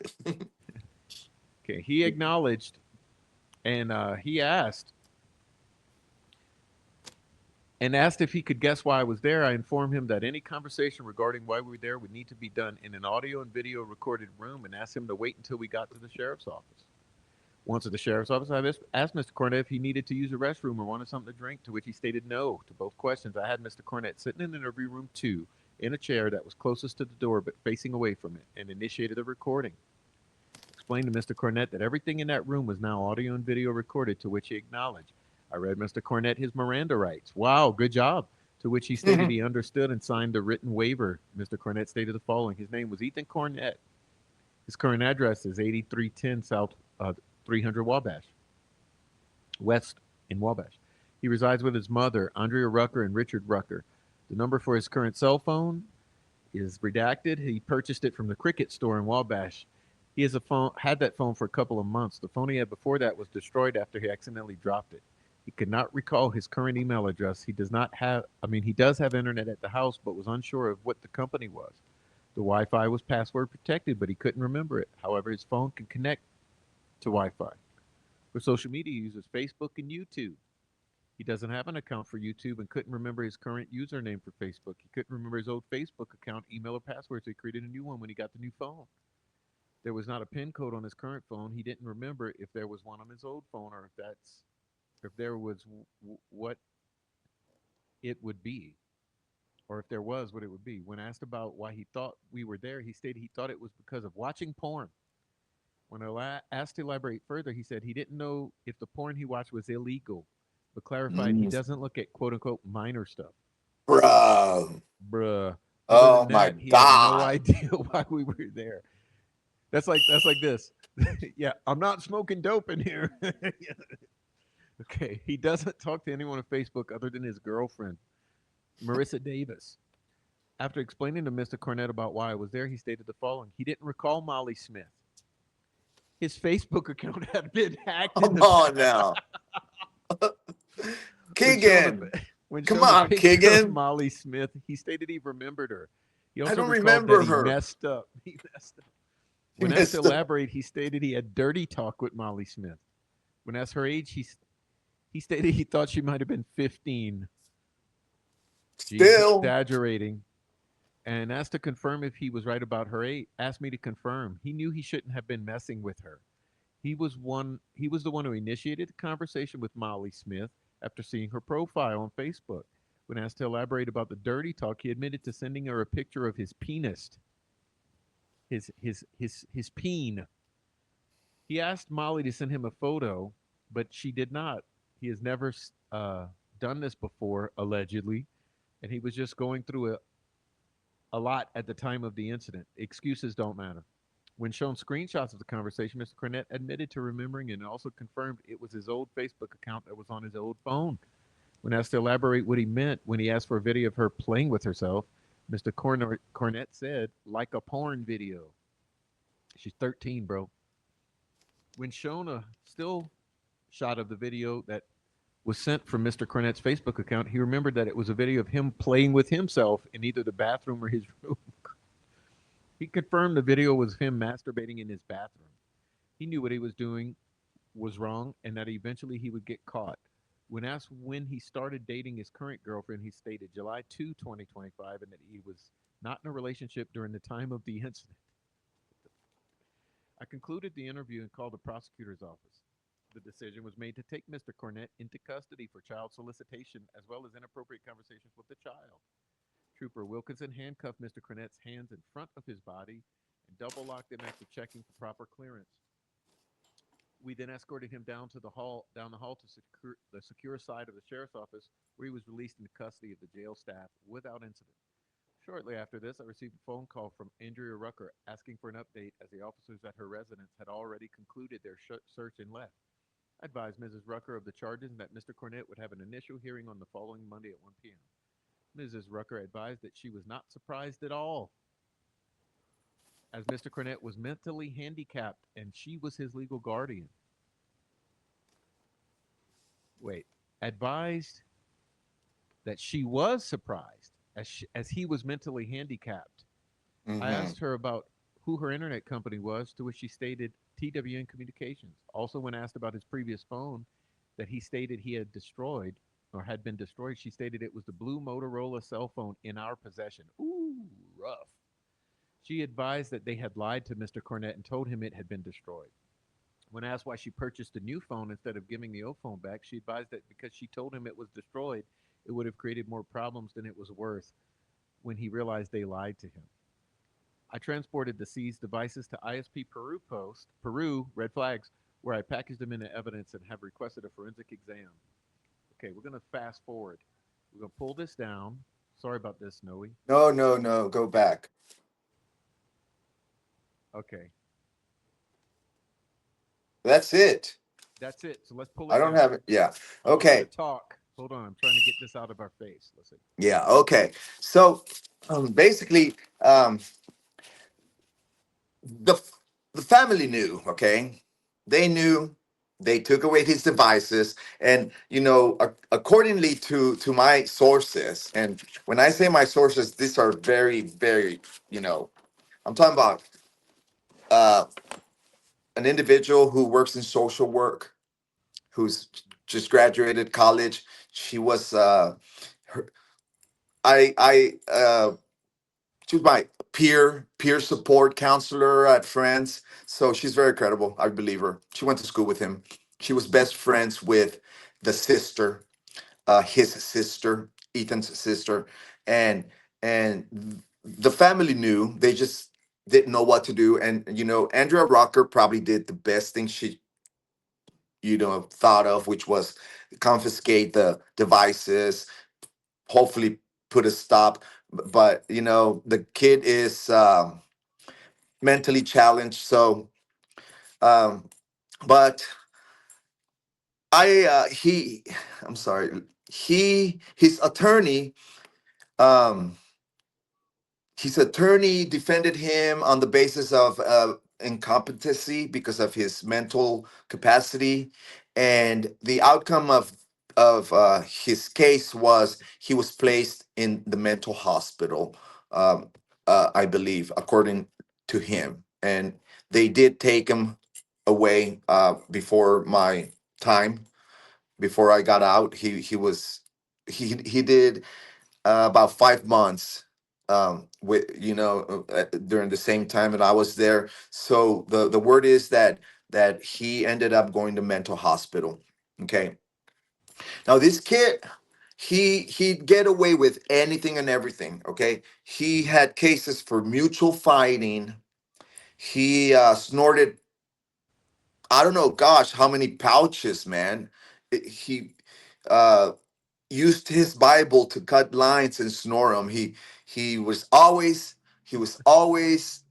just asking me for food, asking me for pouches, just spoil a good old boy, completely, and the fact that all the staff would give him chances. he had like five disciplinary cases. Okay, never served one day in the hole. In the meantime, Tranny Buff sends me to suicide watch. And so, why are you doing this, Coach Cruz? Because you don't you don't like treat people who commit this type of crimes like with special treatment and favoritism just because you know them and just because you know that he's connected to uh, the local politician, etc., and let him get away, and then just get a smack on the hand, on the wrist, And and why? end up, in state hospital. When I have spoke to other individuals where people just like Ethan, they go to prison, man. They go to DOC, you know. So I have a pickle with the system for and the local system here, where like they gave him all kinds of breaks, man. And why You are they letting him snort be oh the they nicotine they pouches? caught him snoring pouches multiple times, and they would just make him throw away the pouch or never. He got written up for fighting. He got written up for communicating, inappropriate communication, um talking, trying to talk to the girls across the through the door. He got written up for having unauthorized possession, all kinds of like 4 or 5 write-ups, man. Did not do one day in the hole. They would always write them up and kind of like throw away the case. Okay, so I have a pickle with the system over that, because I got written up for touching a button to communicate, for uh minor things. I can't remember. I mean, we already talked about my my Yeah, my my favoritism. CABs, and then it's like me. I went from just kicking back, drawing, doing little YouTube conversations, and reading my Bible, and and then etc. And ended up in the hole. And there's this kid right here who's got like a heavier felony, you know and getting away with everything left and right just because he is the nephew of Larissa Sweet, state representative of Thank you. District Thanks for bringing it 52. home. I'm trying to get us back. Yeah, that's the point. Yeah, the good old boy system. Yeah, I got a pickle with that, The and nephew of that's a politician is mm-hmm. that's bringing Yeah, it full and circle. and if anybody, and I'm talking about anybody, local, statewide, I don't care, back home or wherever, have a problem with me putting my face and my voice in regards to what I'm doing, just don't watch it, or it doesn't matter to Well, me. speaking of politicians, let's move forward. Let's Hmm. move forward to another one. Yeah, we got 20 minutes. Yeah, Can we do it in let's get 20? done with this. We'll be It's fast. a small one, so yeah, this is gonna be a good one. Oops, wrong one. This is what I got for you. State of Indiana versus Jonathan C. Vanderpool, Wabash Woo. Circuit Court, Class C felony, Hmm. child molesting. Ooh. You want to tell us about this? Yeah, I got to be very careful with this one, because it's a very critical situation here. And even Allegedly. though, Allegedly. it's a good old boy system, but even though I was not in custody when this gentleman was at the Hyatt Regency, I know a lot about the case because it happened right before I went in, and he had just gotten transferred to DOC weeks before I got there. But this gentleman, to start off with, he's very well connected to the court systems in Wabash County, um, and it's really sad for me to have to talk about this because um, I really respect and I like his uncle a lot. His uncle is the sitting judge of Superior Court here in Wabash County. He's a great guy, and but this guy Jonathan that we're talking about, so he's connected in that respects. Also, the pickle with me is that, well, what do they do? So what does Wabash do? The way he was exposed was through a Facebook community page, where somebody somehow got the information that he was being charged with, I believe, child molestation, and posted it on the Facebook page. And then all hell broke loose. It became public. What they did was, because he's connected to a sitting judge, they changed the venue. They ordered they put a gag order on the case and transferred the case to Kosciuszko County in Warsaw, Indiana. So nobody knew here, right? But during the time when he's going through these legalities, this guy, this gentleman, he is the he's a board member of our local um, Wabash Area Theater Club. This is a club for young kids who enjoy drama, and they do little plays for Christmas, etc. And he was the board member. Him and his wife were board members of this club, and he was allowed. That's how they found out, because he was allowed to continue as board member, doing plays and things like that with minors. And nobody knew that he had these charges until this one, a parent, I believe, exposed them on this Facebook group. Yeah, let me read this so people can catch up because kind Uh-huh. of drifting here. Let's see. So these are the charges, right? This is, see, this is a charge, child molestation, 9/20/2024. Okay.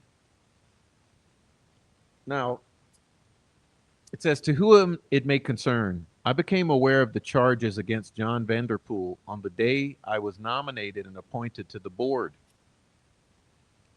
Prior to the meeting, I brought this information to another board member and expressed my concerns.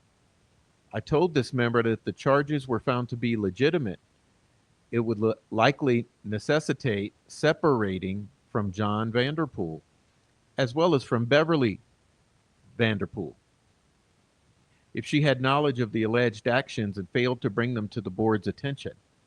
I was advised to allow the courts to reach a verdict and to let the outcome guide WACTs. What is that? The Wabash. Hold on, Noe. Check, check. I'm sorry, I was muted. It stands for Wabash Area Theater Club. Community Is it theater or something. community? Okay, Okay. yeah. WACT, Mm-hmm. is that okay? So basically, what Wabash area.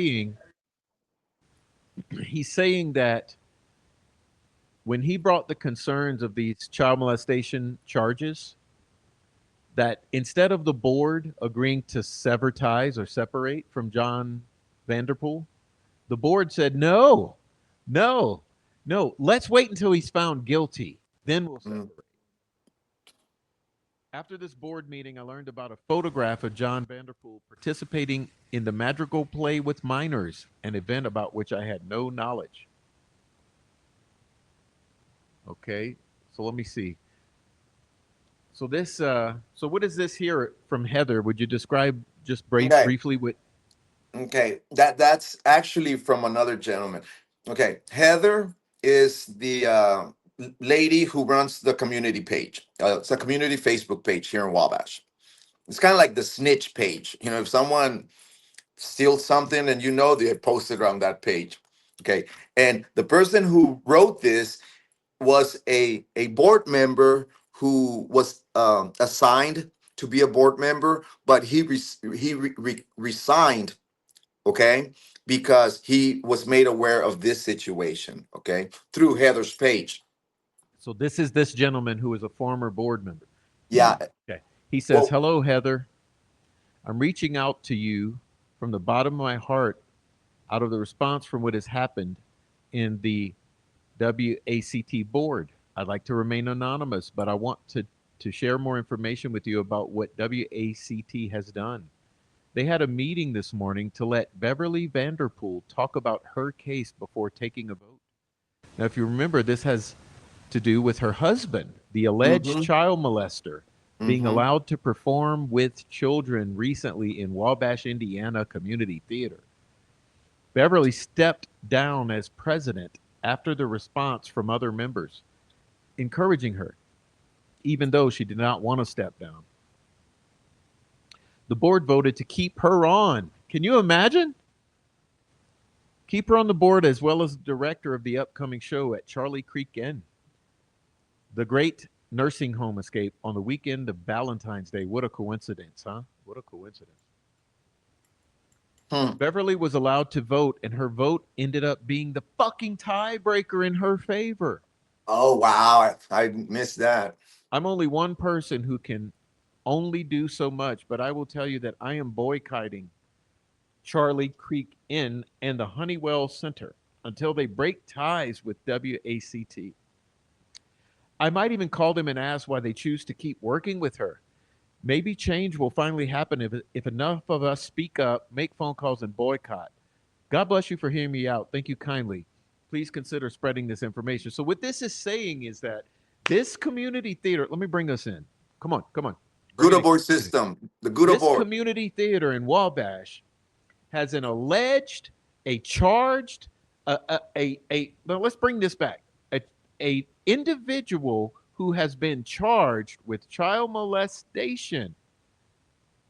Sorry, Happened in the last year. Wabash Circuit Court.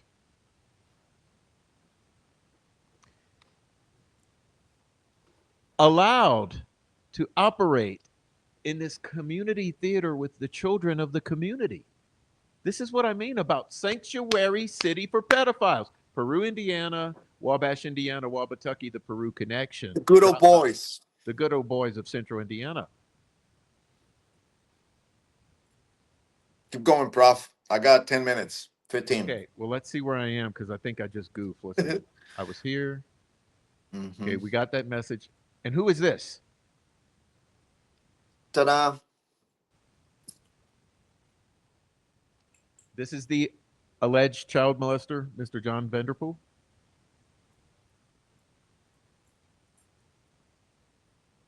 He looks like a Freemason. Is he Just in a? saying. Did you say he was transferred over to where? No? Okay, what happened was that because what I understand from talking to several sources is that they changed the venue because he's related to a judge here, which the judge is a great guy and I like him a lot. But it's sad, right? But anyway, they transferred the case to Kosciuszko County in Warsaw, Indiana, and they put a gag order. Oh, so In it's all place. hush hush now. So The where good is old it? boy, bro. Say That's it what I'm again. saying, man. And I'm in suicide watch, bro, for So where substance is abuse. it? It's in where has it been transferred? Change of venue? Kosciuszko County in Warsaw, Indiana. Ah, Warsaw. Just three, Okay. two, next county over, north. So they moved it over. Now, Hmm. who's the judge? Who is this gentleman related to? What's the name of the judge? It's very simple to know, bro. Judge Vanderpool. In which county? Bro, come on, man. He's my friend. Come on. Well, I mean, I know him well, and I Well, like I'm him. just saying this is part of the story. This is I so this consider him. I consider him part of my recovery team. okay. But this He this he gentleman supports here, recovery. So that's the uncle, dude. that's that guy, the judge is the uncle of this guy. No, no, no, no, no, no, no, Prof. The that guy is the uncle of the judge. That this guy John is the uncle of the judge. Yeah. So because of the Conflict of interest, conflict of Prof. interest, they're moving this case to the next county over, which still does like you're a powerful judge in this county, you're still going to have influence in the Now next. But remember that this happened in 24, 24, right? yeah, So they he got charged, blah blah blah, boom, move it over, and hush hush, quack quack quack, the good old boy, quack quack quack quack quack, quack. and then nobody knows anything. They gag order in Oh, it's place. all gagged. I forgot No, it. Yeah, nobody knows anything, but somebody somehow found out, and they published it on that it's the judge. on the snitch page So it's that the same. Heather It's the Judge runs. Gold. The Judge Gold tactics is Tactics. There you go, everything's bro. There you- sealed, no cameras, hush hush hush. But in the Quack quack quack. meantime, in Belly the mean bump. in the meantime, we have the Wabash. What is it called again? A community theater. It's the Wabash Area Community Theater. The Wabash Area Community Theater is currently having a civil war over this. It's all falling apart because of this. Yeah. Okay, Yeah. Well, remember quack that quack letter quack. that you were reading was from a guy who got appointed to the board, and when he Mhm. found out about it, he said, "No, I'm not. He's got charges, right? It's not right. I'm stepping down." Yeah, and in the meantime, you have kids under the age of 14 who are going to perform in these plays. And look, and I understand. Look, I know these people very well, man, and I'm sorry, but that's what happens when you put Kuch Kroos on suicide watch. That's Oh, what. where's the whistle? Yeah, and I'm very sorry because I have a lot of respect for, look, Judge Christopher Goff, the angel of Wabash, former Judge Amy Cornell, and Judge Vanderpool are very good people. I love them. They've been great people to me. Okay, thanks to them, I can say that I've been able to, be in recovery and stuff, with a mistake here and there, whatever. But so it's sad to me what happened, right? But it's the good old boy system, Prof. And it's sad, and I have a pickle with the good old boys because why am I going to go to suicide watch thanks to Tranny Buff? Okay, Tranny Buff. go on, Prof. Yep. No, that's it. I guess my point is that this is what happens. Okay, this is a result of operating a sanctuary state for child molesters and pedophiles in a good old boy system in which when it's your people, it's hush hush hush, push it aside. When it's Keegan Mhm. Klein and it's Abby and Dropbox. Libby and then Abby and Mike Patty is tied to all the important people in the time. We hush hush hush, push it aside. You know, when it's other dead kids, we hush hush hush, push it aside, and just we're going to pretend none of this happens. And we got the Yukiyos and the Bossies Hmm. and the Chris Longs and the Troll Farm and the Jinx 13s, and it's all hush hush hush hush. Don't talk about this. They're Don't talk all about that. cousins, and high school friends, and you know, and So relatives and family this is why I wanted to have you, covering Vin, for each tonight. other. Our point was to shine a light on the a very close zoom in on the Wabash County or the Peru and the Wabash area, the North the Central the, Indiana. the north central Indiana examples of this incestuous, pedophilic, good old boy protecting of weirdos. Okay, so I'm so glad you came because I think we accomplished the goal in that. Mhm. And let me say real quick, result of this, to the best of my knowledge, is that he, like I said, he had been removed. He was already sent to DOC, but this happened last year, the end of 24 and last year. But anyway, I believe that he was sentenced to 16 years, 15 suspended, 16 suspend 15. Say and that he only again. has to do. Let me go to my case and check it. Okay, let me go to No, check mine. it for make sure because I want to. I don't want to miss Yeah, inform let's. people. But a source told me that they sentenced him to 16, suspend 15, uh, serve one. Let's do it in real time. Real time. Oh, what is this? Ready for the drum roll? Wait, we got to go to quack quack quack again.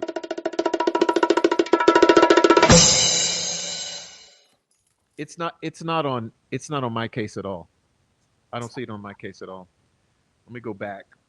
Has it been expunged or something? Let me go quack quack quack. Let me go look. I put in the case number this time. Hold on. Okay, sorry guys, I we're doing this on the fly. No, I know Noe's got to get out of here soon, so let's go back. Search by case number.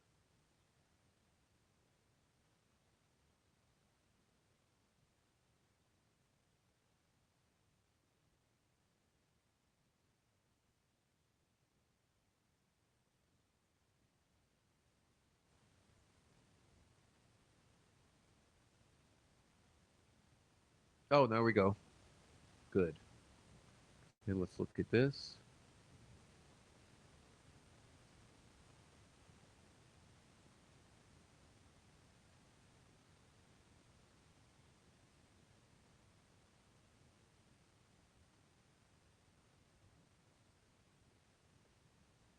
Wow. Wow, wow, wow. Did you find Wow, it? wow, wow. Community corrections probation. Yeah, because the person who gave me that information has a huge pickle about that because he's just a regular, Good old boy. This is dude, the a good old dude, boy system. and he had the very same level of charge, and they gave him 16, served 16, and Yeah, um, so look at and this. he So would. this is a class C felony, child molestation. It has been decided and it's probation.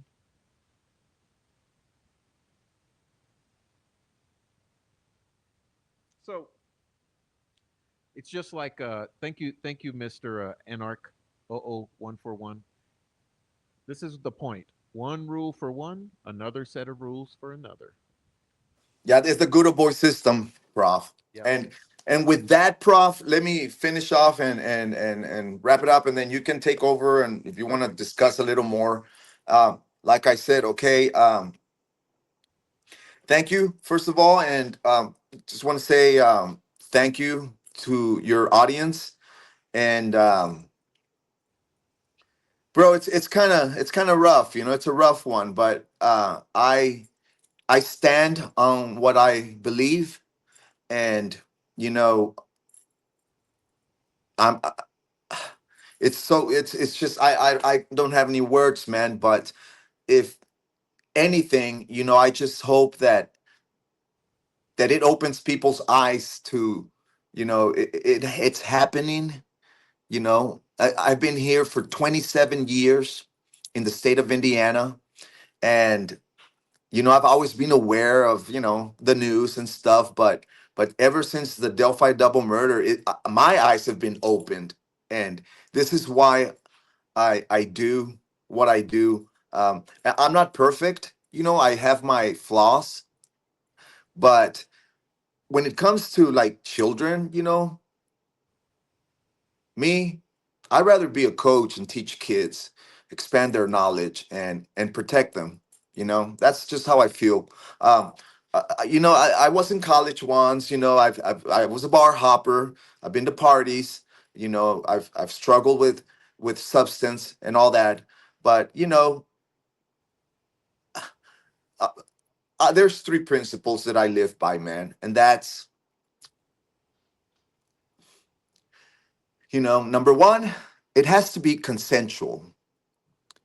Number two, no children. Number three, no animals. I am not going to have So, intercourse with a sorry, Prof. cow. Okay, it's common sense, bro. People who commit this type of acts and carry themselves with that type of conduct against children, I just have to be complete open minded and open about it. I don't approve of it at all. Hmm. And that's Coach Cruz. That's why Coach Cruz is Troll Patrol, And I whistleblower. approve. I approve this message. And yeah, Troll So, Patrol. everybody, And that's why we have the Troll Patrol, Prof. Because just like ICE is doing with the immigration situation, the states that are so-called the sanctuary states, and they have ICE, hmm right? Okay, well, we are the Troll Patrol, hmm and we're gonna bring the safety of our children back to our communities in the state of Indiana. And that's why we are the Troll Patrol. that's why there's whistleblowers, and you're the whistleblower. You got the whistle. Everybody, check out Noe's Cash App. Look, it's posted down below here. Oh, Cash App at, I'm sorry, $ venue 03. You guys, please send Noe off with some Cash App and thank you and showing of appreciation. And thanks, Noe. well, thanks for that, Prof. I mean, Yeah, I'm not expecting that's Miss anything like Deb. that, but That's I Miss Deb. and Thank you, Miss ahead of Deb. time, anybody who donates or whatever, thanks a lot. And those who have donated, I typically I used to have a tip jar for guitar playing, but nobody ever tips. So if you guys want to tip, fine. But Prof, you don't have to do that. And So, thank you sorry for about that. having me, Prof. And I hope that you have a great rest of the Friday night party. And I just want to say hi and goodbye to everybody, bro. Awesome. Everyone, Okay, thank Noe. Please thank Noe. this is tough, but I'm moving forward. Have a good night.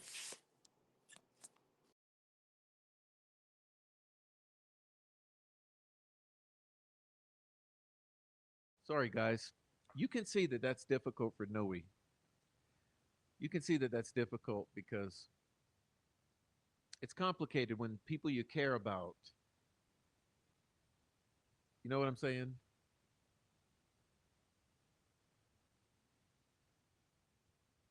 And I can empathize. I can empathize.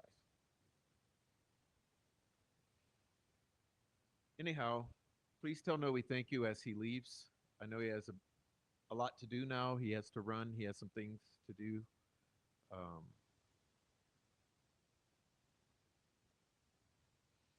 but thank you, Noe, for coming. And so that's going to cover the first portion that I wanted to cover, which was this type of stuff, right? This type of stuff. Um, let me see. Check, check, check, check.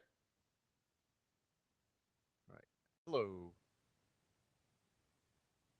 See what we got here.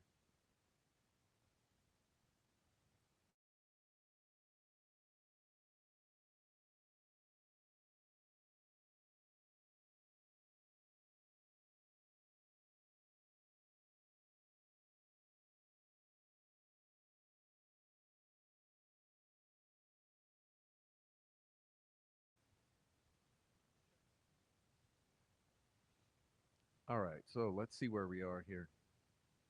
Now, guys, look, it's no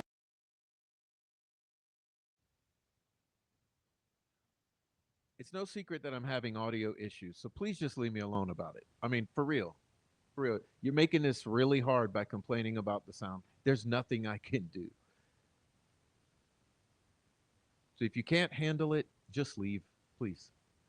There's nothing I can do other than stop the show.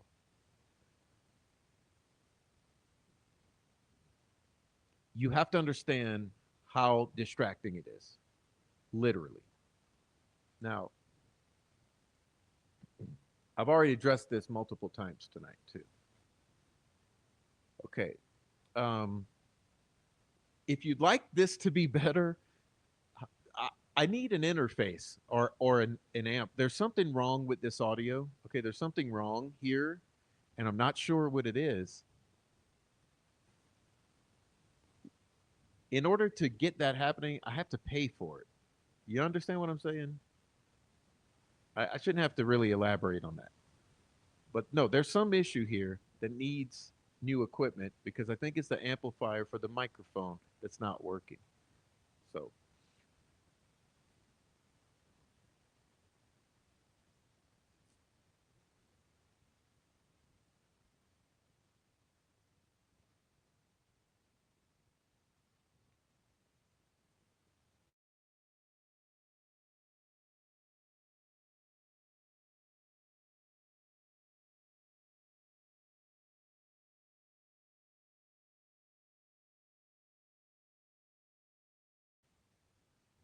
like, seriously, mods, the next time someone comes in and says a fucking single word about the sound, instantly delete it.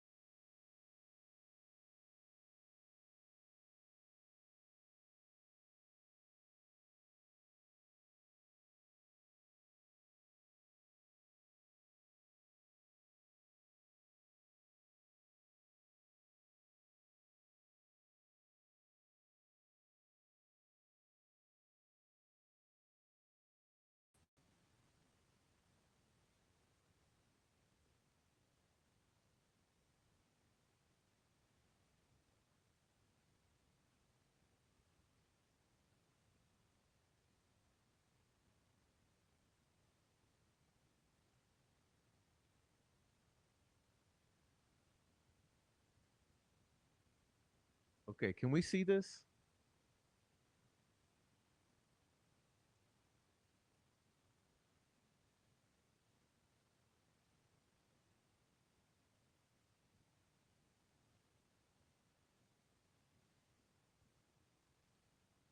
Okay, thank you. I think you guys are going to have to understand how difficult this is, especially when I don't have working equipment that's working properly.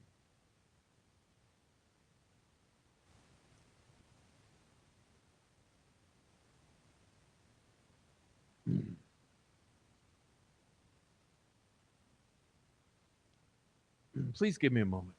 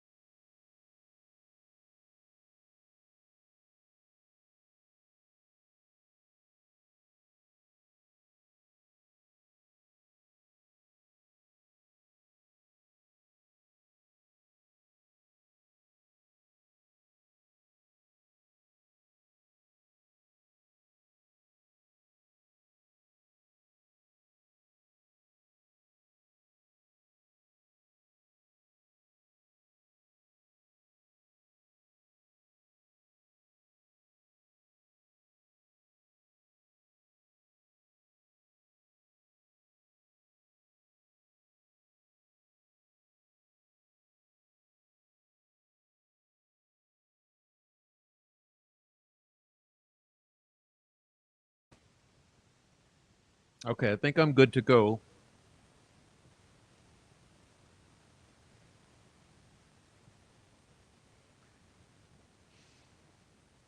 Please just work with me here.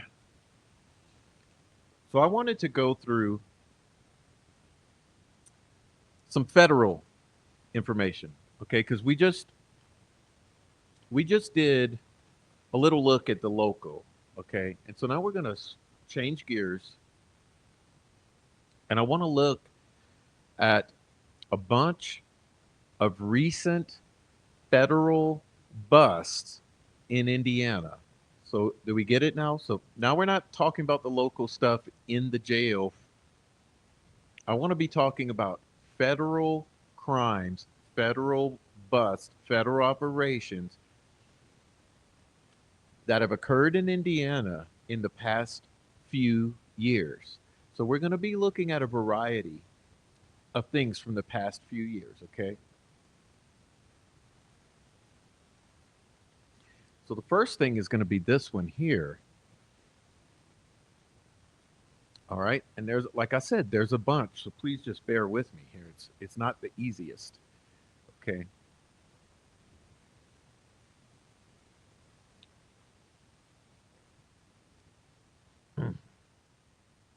And I'm literally having technical difficulties the entire time for some reason. It's been the past two shows.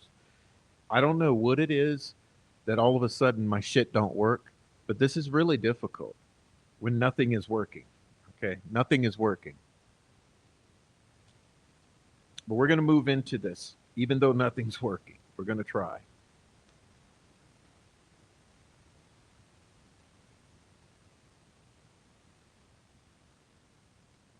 All right.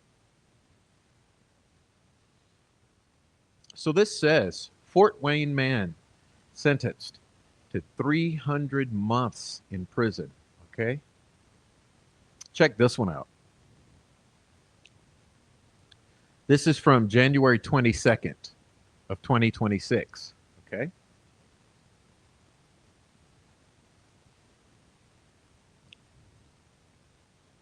U.S. Attorney District, U.S. Attorney's Office, Northern District of Indiana. Jason L.P., 32 years old, of Fort Wayne, Indiana, was sentenced by United States District Court Chief Judge Holly A. Brady after pleading guilty to sexual exploitation of children and distributing child pornography, announced U.S. Attorney Adam Mildred. Check this out. P was sentenced to 300 months in prison, followed by a lifetime supervision in order to pay $12,000 in restitution. P was ordered to pay a special assessment of $5,000 pursuant to the Amy, Vicky, and Andy Child Pornography Victim Assistance Act of 2018, according to documents in the case. And this is where you pay attention. Okay? This is where we pay attention because this is what's happened. In the fall of 2024, P began communicating via social media with a 13-year-old female in Missouri. Remember, I said this is the entire Midwest, the victims. Remember, the other was in Iowa. But you notice the nexus here is Indiana? P offered to pay the child for sexually explicit photos and videos. After the child complied, P threatened to publish the photos and videos if the child did not return the money or provide him the names and contact information for her friends. Now, you see, this is 764 territory, isn't it? 764.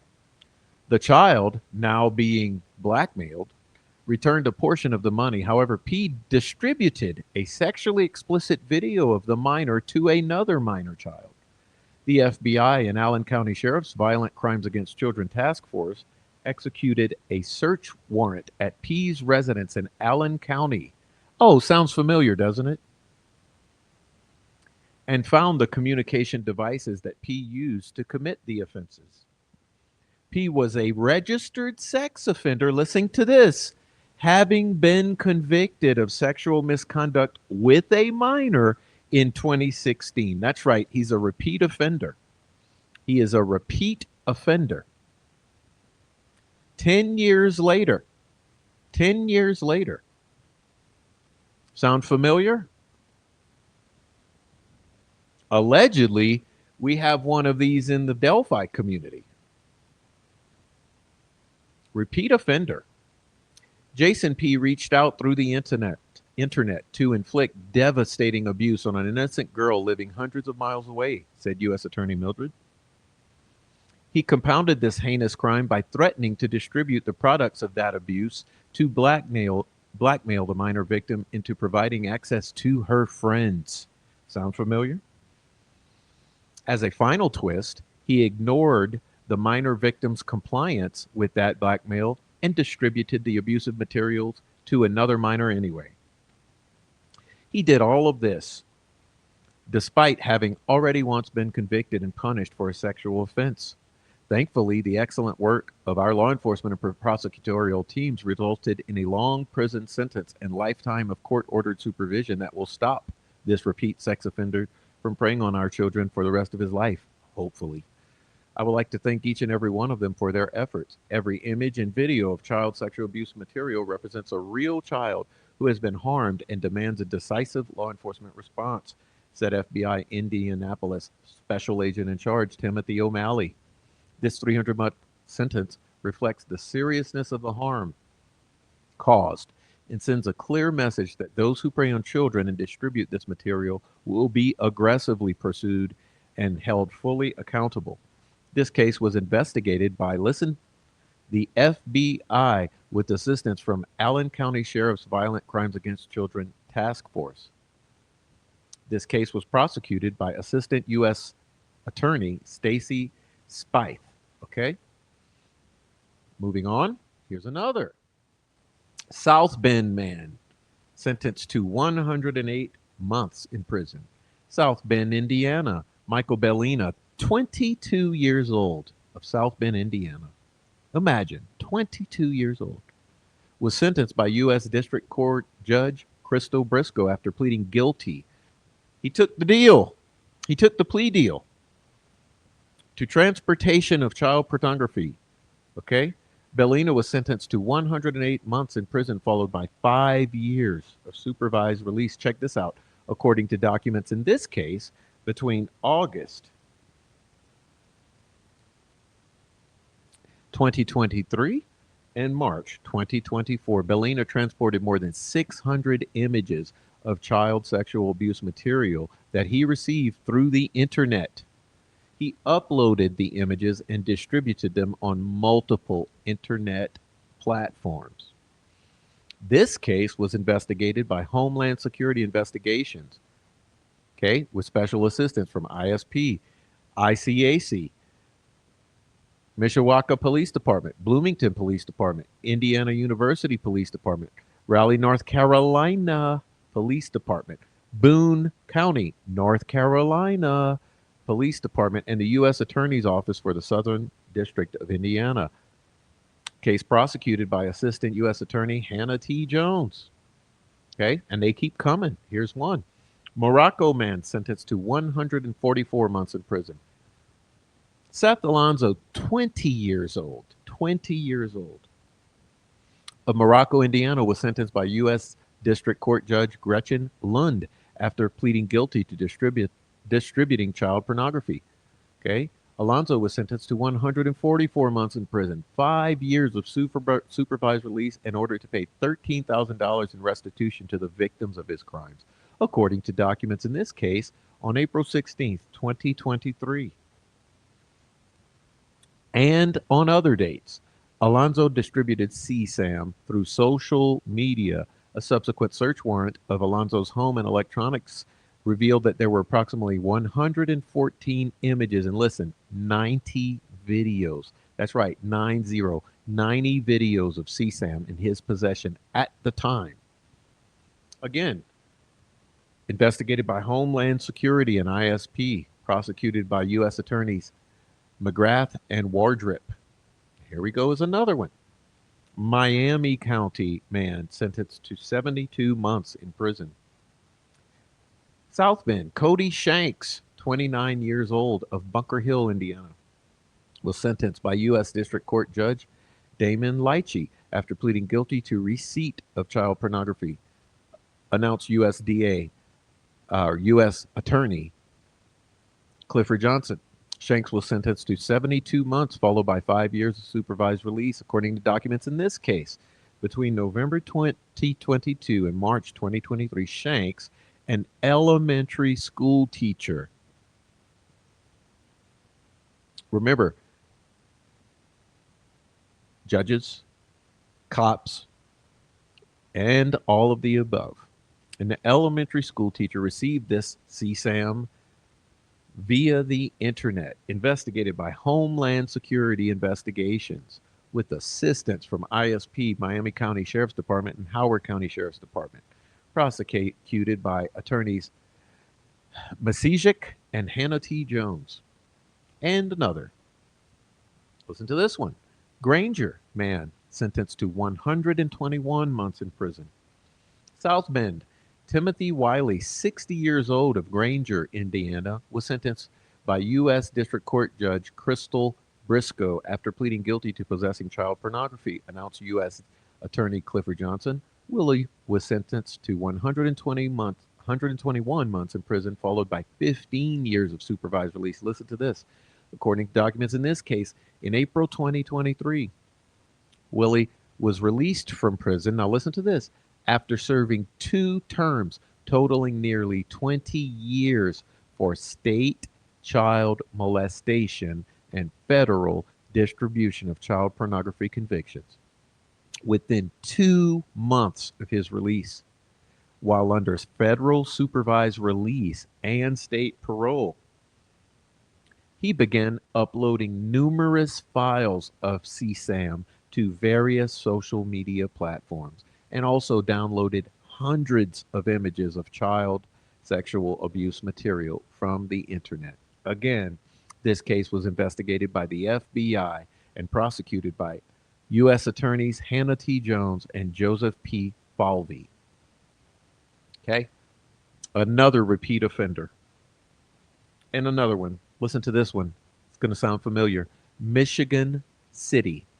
That's right, Michigan City. Sound familiar?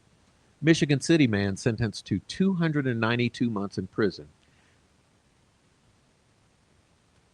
Opida Barnett, 31 years old, of Michigan City, Indiana, was sentenced by U.S. District Court Judge Damon Lychee after pleading guilty. He took the deal. To 2 counts of production of child pornography. Production in Michigan City. This is production of CSAM in Michigan City.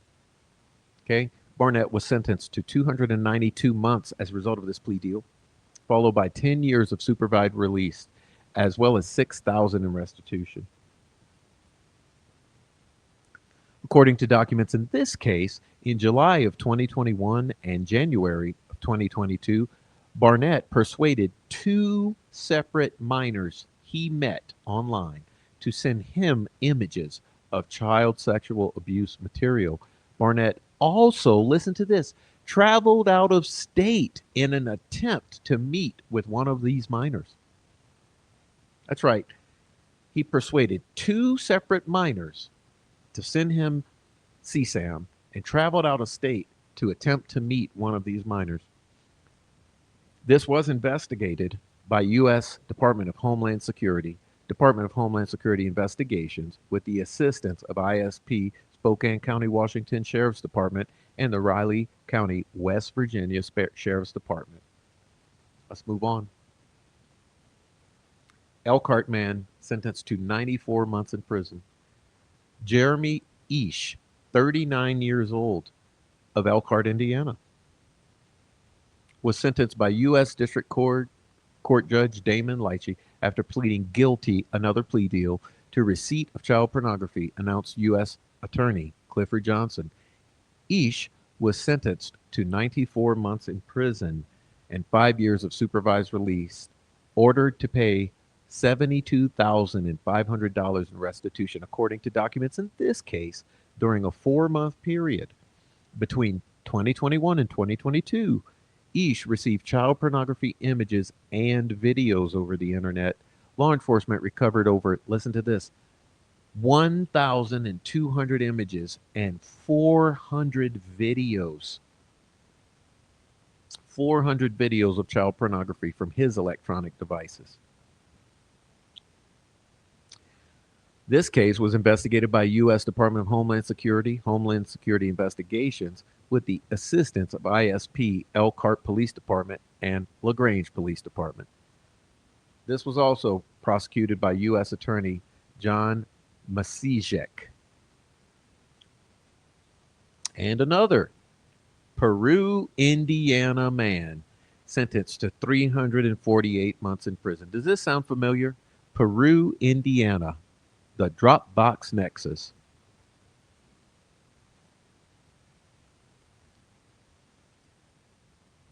Peru, Indiana man sentenced to 348 months.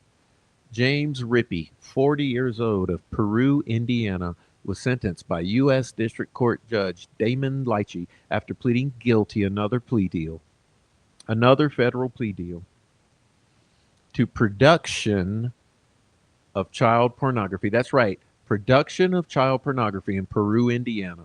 That's right. What do you think the Kleins were doing? Rippey was sentenced to 348 months in prison, followed by 5 years of supervised release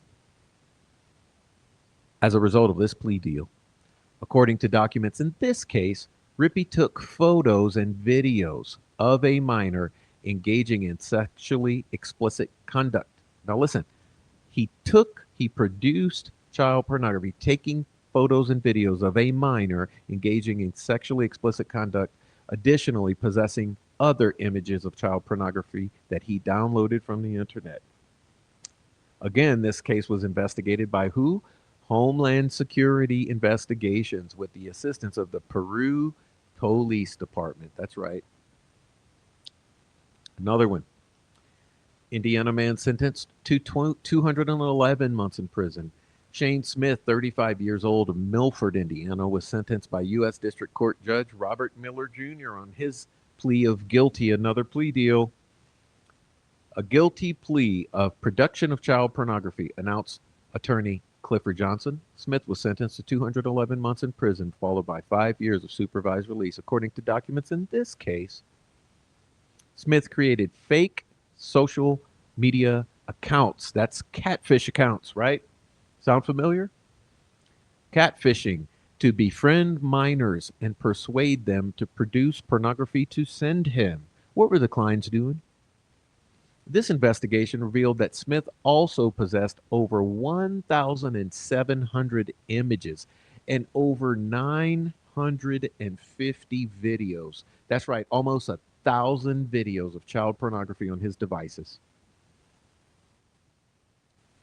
This case was investigated by the FBI and Indiana State Police Internet Crimes Against Children Task Force, prosecuted by U.S. Attorney John Masijic.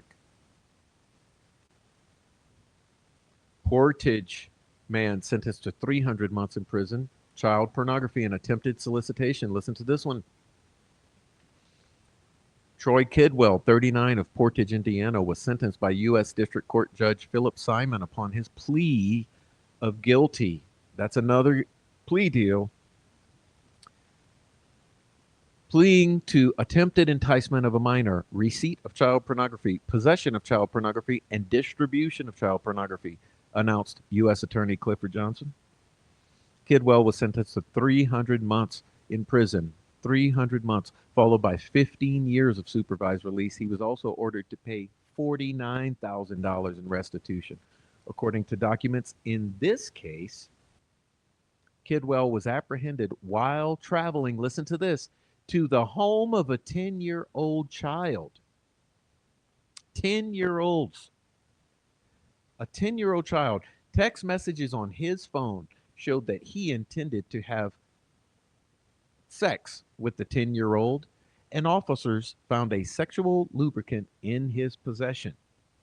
A subsequent investigation revealed that Kidwell possessed hundreds of images and videos of child pornography, including images he received from a child he had been communicating with in Tennessee. That's right, catfishing. Kidwell had also distributed videos of child pornography to an undercover officer in Florida while trying to arrange to pay to have sex with children. What?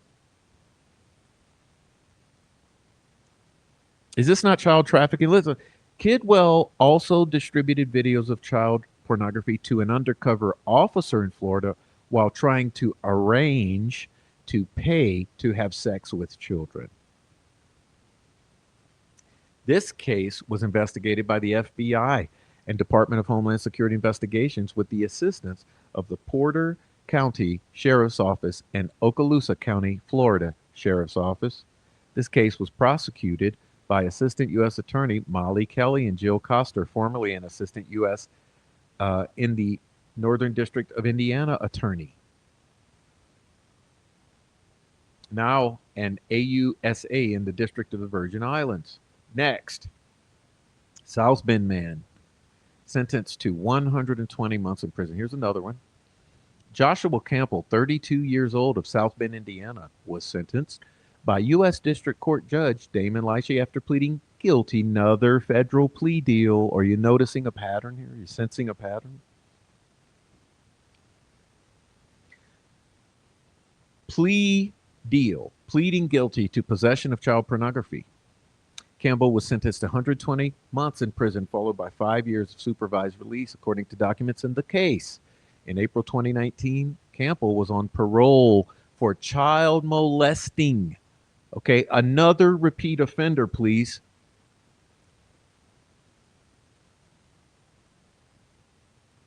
In April 2019, he was on parole for child molesting when he downloaded images and videos of child pornography. Some of the images or videos were of minors under the age of 12. Campbell's sentence reflects consideration of his prior child molesting conviction. So here we go with a convicted child molester who then becomes a repeat offender. This case was investigated by the FBI with the assistance of the Indiana State Police and prosecuted by U.S. Attorney John Masijic. Let's move on. Registered sex offender sentenced to 50 years in prison for producing and using Facebook to distribute child pornography. Now, this one's rich. Okay, this one is really lengthy and really rich. An Indiana man was sentenced today to 50 years in prison, followed by 15 years of supervised release for using social media to produce child pornography. Lorenzo Johnson, 33, of Hammond, was convicted on August 16th by a federal jury of 3 counts of conspiring to produce child pornography, 1 count of distribution of child pornography, and 1 count of being a felon. That's right, felon in possession of a firearm. According to court documents and evidence presented at trial, Johnson used Facebook accounts in the names of others. That's right, catfishing, another catfisher, to identify women with access to children who appeared to be experiencing financial difficulty. So this is called, uh, he's targeting the mothers who are destitute, okay, and who have children or access to children. Johnson, a registered sex offender, offered these women money to take sexually explicit photos of infants and prepubescent children whom they knew. Again, Johnson, a previously registered sex offender, offered these destitute women money to take sexually explicit photos of infants, and prepubescent children whom these women knew, and successfully persuaded 3 such women who were subsequently charged with child pornography offenses to send him photos depicting the sexual abuse of infants and prepubescent children. One such woman subsequently pled guilty and is awaiting sentencing. A second is scheduled to plead guilty on December 21st, both in the Northern District of Illinois, and charges against a third woman were dismissed in the Northern District of Indiana because she died during the course of the prosecution. In an interview with FBI, Johnson admitted that he had also solicited the production of child sexual abuse material from other Facebook users as a means of blackmail. Evidence presented at trial showed Johnson asked one woman to produce CSAM so he could, quote, hold something over her head. In addition, Facebook records admitted into evidence showed Johnson discussing the sexual abuse of children with his co-conspirators and threatening to expose them if they did not agree to produce CSAM. Does this sound like an industry here? Does this sound like a network here? Johnson had been previously convicted in 2009 in the state of Illinois of aggravated sexual abuse involving a minor. That's right, a prior conviction for child molestation. As the jury unanimously found, Lorenzo Johnson repeatedly persuaded vulnerable women to sexually exploit infants and young prepubescent children. Today's sentence sends a strong message that offenders who target vulnerable members of society, and especially children, will be brought to justice. Lorenzo Johnson's criminal conduct merits the lengthy sentence that the judge imposed today, said U.S. Attorney Clifford D. Johnson for the Northern District of Indiana. Manipulating vulnerable women into producing pornographic images of voiceless children is despicable criminal behavior. I want to thank all our law enforcement partners for their hard work in rendering justice in this case. This sentence demonstrates the FBI's commitment to identifying sexual predators and investigating these types of cases with a sense of urgency to ensure those who victimize our most vulnerable members of society pay the price with time in prison, said Acting Special Agent in Charge Gregory Nelson of the FBI's Indianapolis field office. As a result of the tireless work of the FBI and our law enforcement partners, Johnson no longer poses a threat to the community. This case was investigated, listen to this, by the FBI's Indianapolis field office, the Cook County Sheriff's Office, and the Cook County State's Attorney's Office. Trial attorney Eduardo Palomo of the Criminal Division's Child Exploitation and Obscenity Section and U.S. Attorneys Molly Kelly and Abzir Zanzi of the U.S. Attorney's Office for Northern District of Indiana prosecuted the case with valuable assistance provided by former U.S. Attorney for the Northern District, Jill Coster. 50 years. Here's another one. Convicted child molester and pedophile sentenced to 15 years of imprisonment for transporting obscene materials. Michael Christensen, 52 years old, of where? LaPorte, Indiana, Michigan City, Peru, LaPorte. Is this starting to ring a bell here? Is this starting to make sense?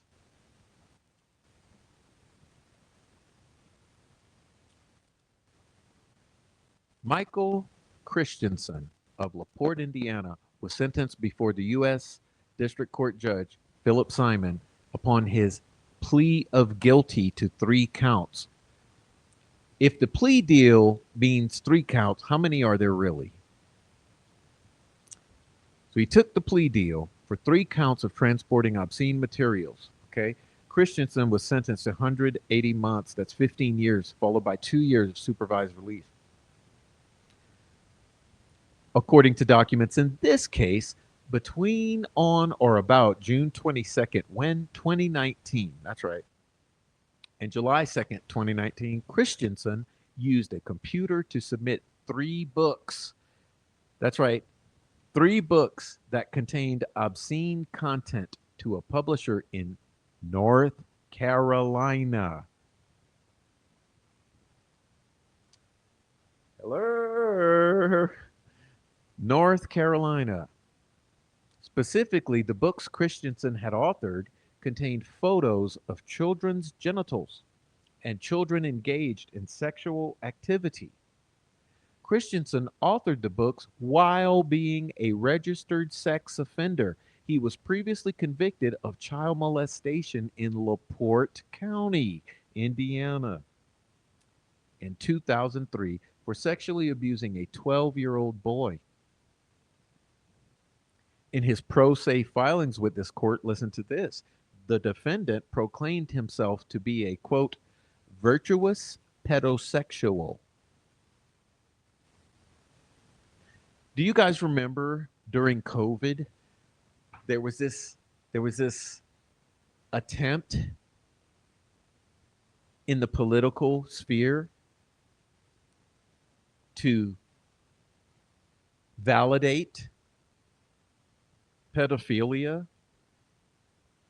with claims of virtuous pedosexual philosophy and that sort of thing, and that a lot of the most far left activists around the world were pushing this.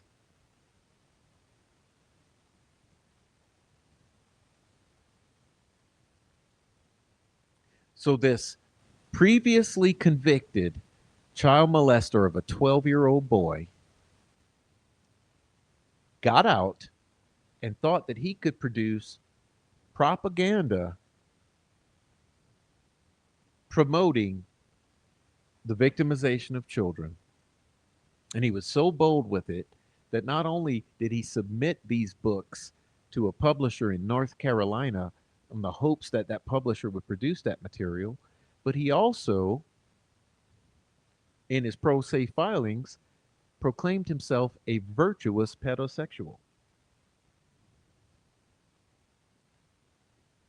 And here we go with another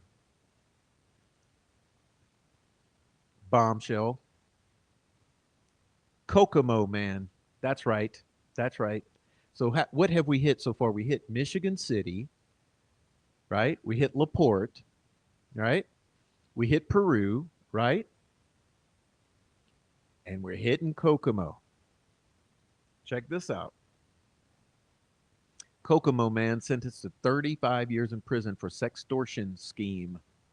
Bradley M. Cox, 30 years old, of Kokomo, Indiana, was sentenced by U.S. District Court Judge Holly A. Brady on April 21st, 2021, after his December 2020 conviction on all counts of a 6-count superseding indictment, charging him with extortion, production, and attempted production of child pornography and receipt of child pornography. Okay, this is in Kokomo. Production of child pornography in Kokomo, Indiana. Cox was sentenced to 420 months in prison, followed by 20 years of supervised release. Cox was ordered to pay restitution to one of his victims in the amount of $3,000. According to evidence presented at trial, Cox obtained a nude photographs of a woman while pretending to be a modeling recruiter. Sound familiar? Hello. Oh my God. Does this sound familiar? Pretending to be a modeling recruiter? Come on, Delphi people, put your thinking caps on and take notes. Cox used a social media account in the woman's name to communicate with a Rochester, Indiana man. Cox exchanged the photos of the woman with the Rochester man. Eventually, Cox threatened to publicly release the nude pictures of the Rochester man unless the man gave Cox the login to his social media account. Cox was given access to the Rochester man's account. Once inside the account, Cox found thousands of nude pictures of women and girls. Cox hacked, hello, into another social media account, this time of a high school boy. Cox then sent multiple females the nude pictures of themselves he had found in the Rochester man's social media account and threatened to publicize their nude photos online unless they sent more sexually explicit pictures and videos. This is sextortion. At least two of these were high school girls at the time. When the victims refused Cox's demands, Cox posted their nude pictures to a pornographic website. Using the hacked social media account, Cox demanded sexually explicit pictures and videos from a pregnant 15-year-old girl bragging to others online that he had this girl, quote, on the payroll, close quotation, which was a reference to her sending him nude pictures and videos.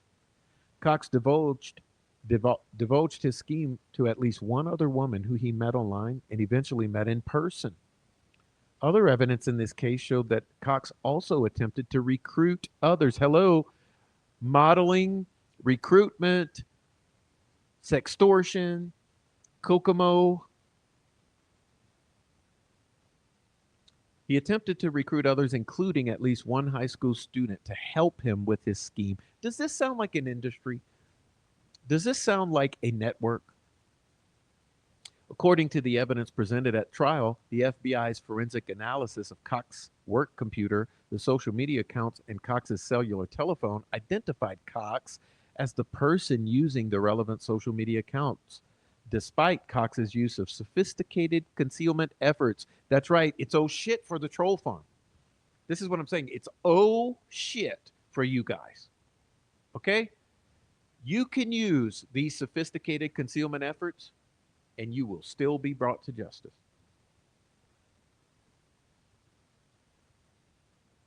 Cox admitted much of this conduct during later interviews with the FBI. Mr. Cox thought he could hide behind the anonymous internet accounts to terrorize his young teenage victims, causing them untold mental anguish. But this sentence is a clear message to those who engage in sextortion.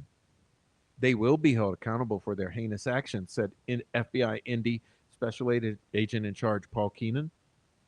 The FBI and our partners are dedicated to rooting out these perpetrators and ensuring they can never impose such terror on their victims and their families ever again. Okay? Listen to this. It gets deeper. Okay, remember, this is Kokomo, right? Now listen. This case was investigated by FBI with the assistance from Fulton County Sheriff's Department, the Rochester, Indiana Police Department, and drumroll, the Peru, Indiana Police Department. That's right. Are you guys starting to pick up what I'm putting down here? Here we go. Former Marion High School guidance counselor. Okay, look at the title, ladies and gentlemen. Look at this title. Please take a moment, suck it in. Remember, we already heard from an elementary school teacher.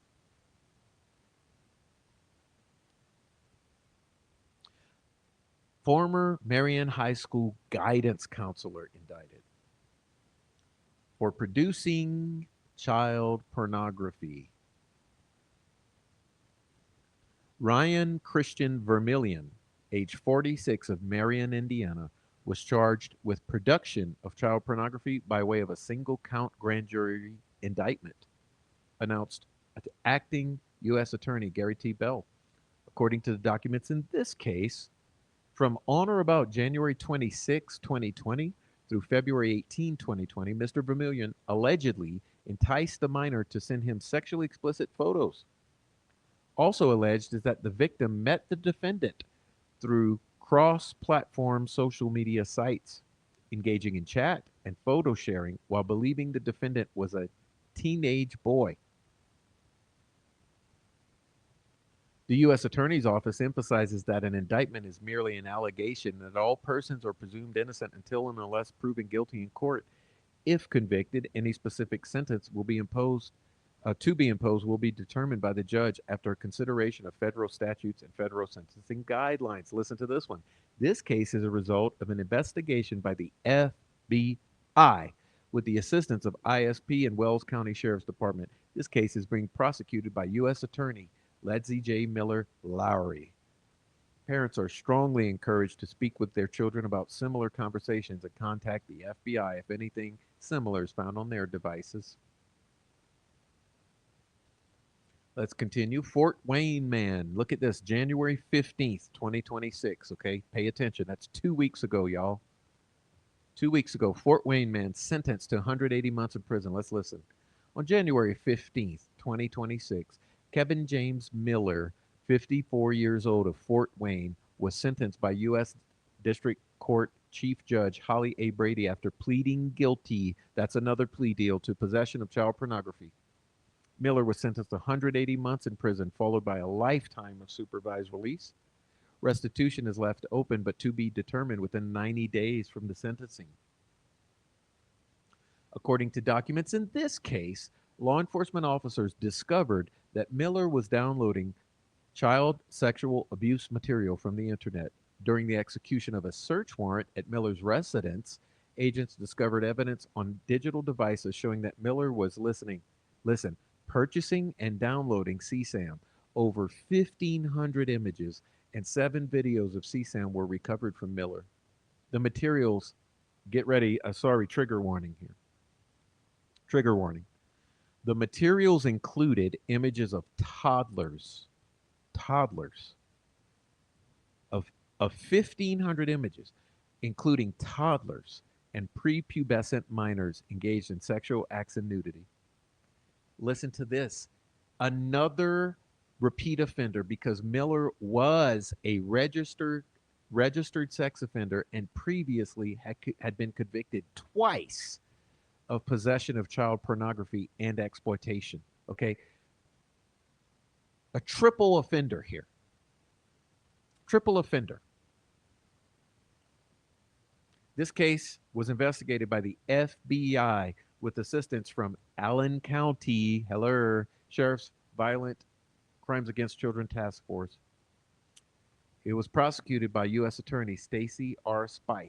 Okay, again, this is just 2 weeks ago in Fort Wayne.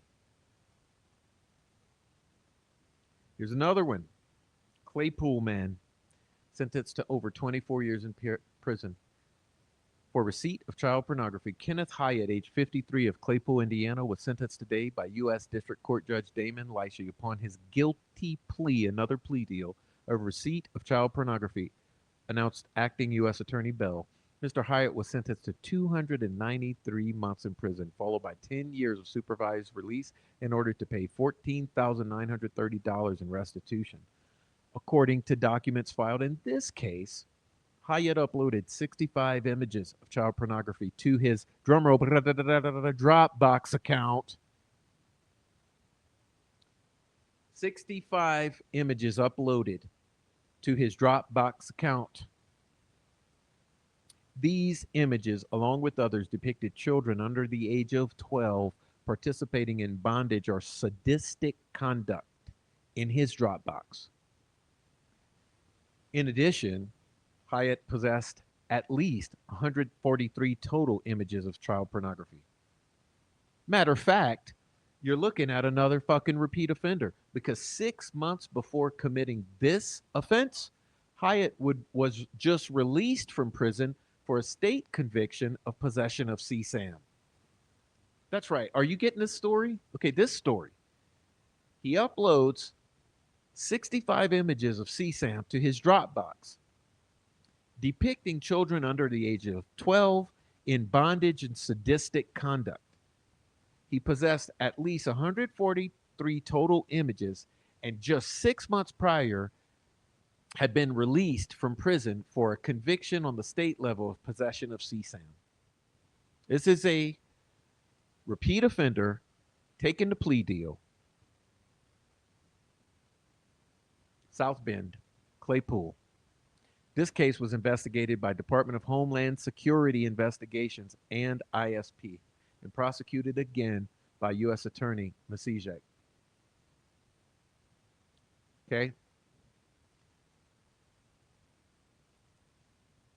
You guys smelling this?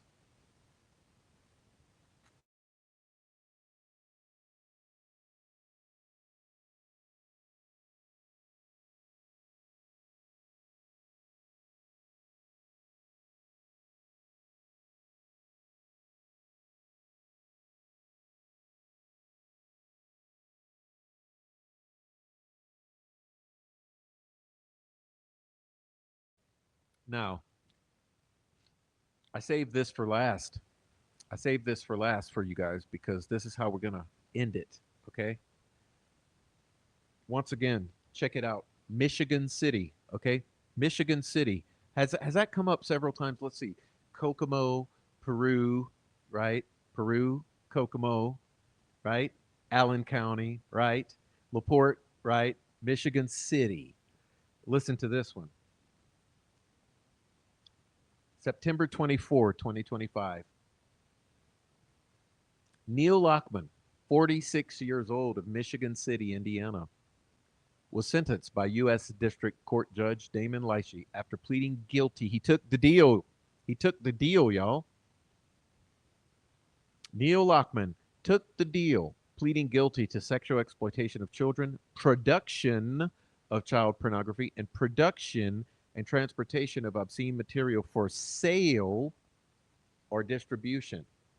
Lockman was sentenced to 54 years in prison, followed by a life on supervised release. A restitution hearing will be held on a later date to determine the amount of restitution owed to the victims of the offenses. According to documents in this case, Lockman produced images and videos of CSAM. His crimes were committed over a 10 fucking year period, during part of which he was employed as a law enforcement officer. That's right, a cop. Now remember, we talked about a guidance counselor, we talked about an elementary school teacher, right? When Noe was on, we talked about relatives of a judge, relatives of a senator or representative. And here we have a cop over a 10-year period in Michigan City producing and distributing for sale. He distributed these images and videos to other people using the internet. Forensic analysis of his devices revealed that he possessed, listen to this, tens of thousands, tens of thousands of additional images and videos.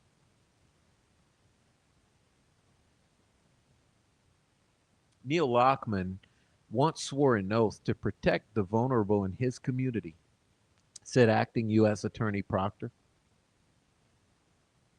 By repeatedly preying on those least able to protect themselves, he betrayed the principles to which he swore the most vile and the oaths to which he swore in the most vile and loathsome manner imaginable. While this sentence cannot undo the harm caused to Lockman's victims, it puts an end to his depredations. It also serves to warn any other would be sexual predators out there that should they decide to commit their crimes in northern Indiana, they will be hunted down and brought to a swift and severe justice by the exceptional team of law enforcement professionals who operate in this district every day. The sexual exploitation of children is among the most reprehensible crimes we investigate. This defendant, Neil Lockman, once swore to uphold the law, but instead he chose to exploit children, the most vulnerable among us. This sentence reflects the serious harm inflicted on the victims and sends a clear message that those who engage in such horrific crimes will be held accountable. The FBI and our law enforcement partners will continue to diligently identify and investigate those individuals and pursue justice for survivors. Homeland Security Investigations is unwavering in its mission to protect children from those who seek to exploit and harm them, regardless of the predator's position or profession. The fact that this individual was a former law enforcement officer entrusted to uphold the law makes these crimes even more appalling. This case underscores the importance of our partnerships with state and local agencies to ensure that no one is above the law. Hello. And that those who prey on the most vulnerable members of our society are brought to justice, said Homeland Security Investigations Chicago Special Agent in Charge, Matthew J. Scarpino. This case was investigated by the FBI, Homeland Security Investigations, and the ISP Internet Crimes Against Children Unit. This case was prosecuted by Assistant U.S. Attorney Hannah T. Jones. And again, this is the plea deal, right? This is the plea deal. If this is the plea deal, what is the truth of the matter?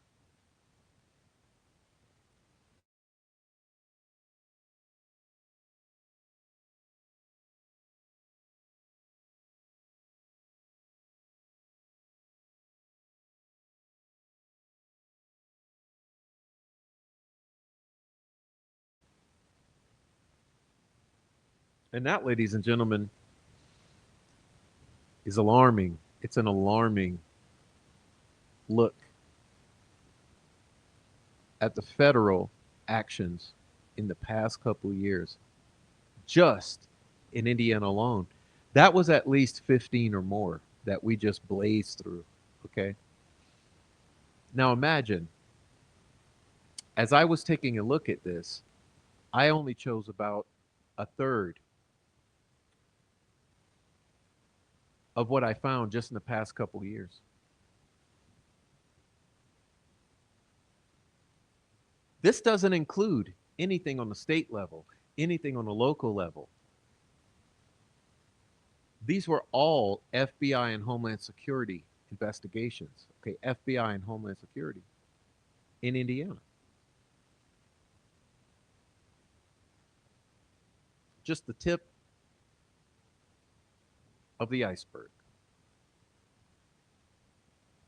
And did you notice the common thread throughout most of those, which is the networking? Okay, the networking, multiple individuals, buyers, sellers, producers, trusted members of society, right? Guidance counselors, teachers, 20-year-olds, police officer, Michigan City, LaPorte, Kokomo, Peru, Allen County. There is no difference between what you just heard and what Keegan Klein was doing. Now, the question is, where's the rest? Because I want to bring this back. Remember this, how we started off. Remember the very first slide I showed you tonight. Let me pull it back up. Oh lordy, where is it? Let's see. Daddy got to do some work. Hold on. I already put it down. Boom, there it is. The very first slide I showed you tonight was this one. from Keegan Kline's interview.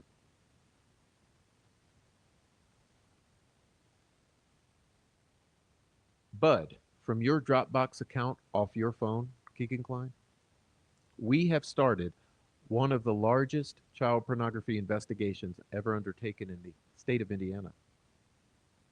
Now,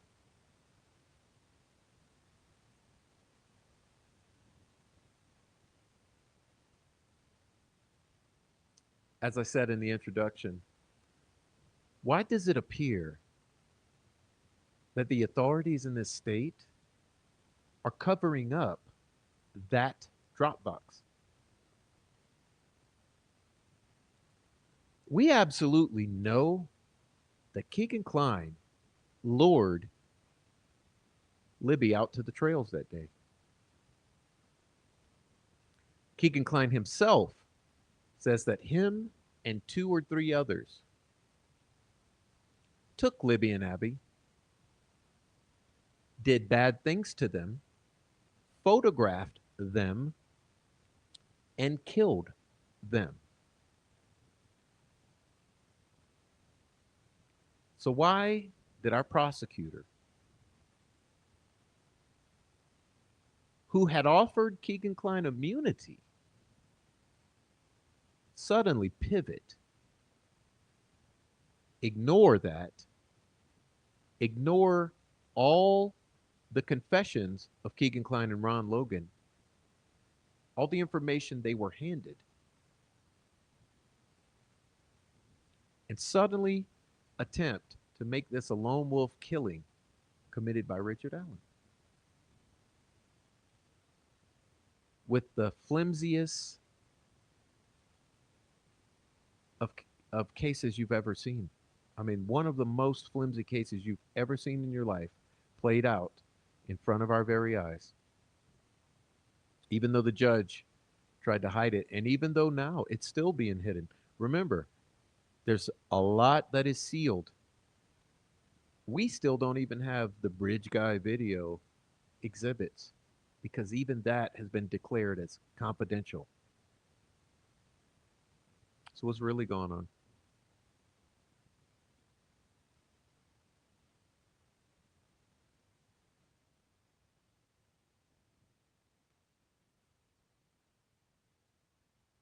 I mean, we even had one in Delphi. You guys remember this one?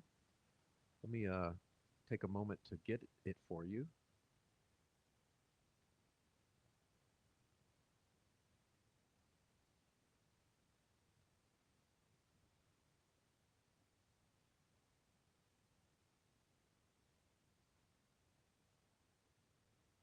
Let's get this.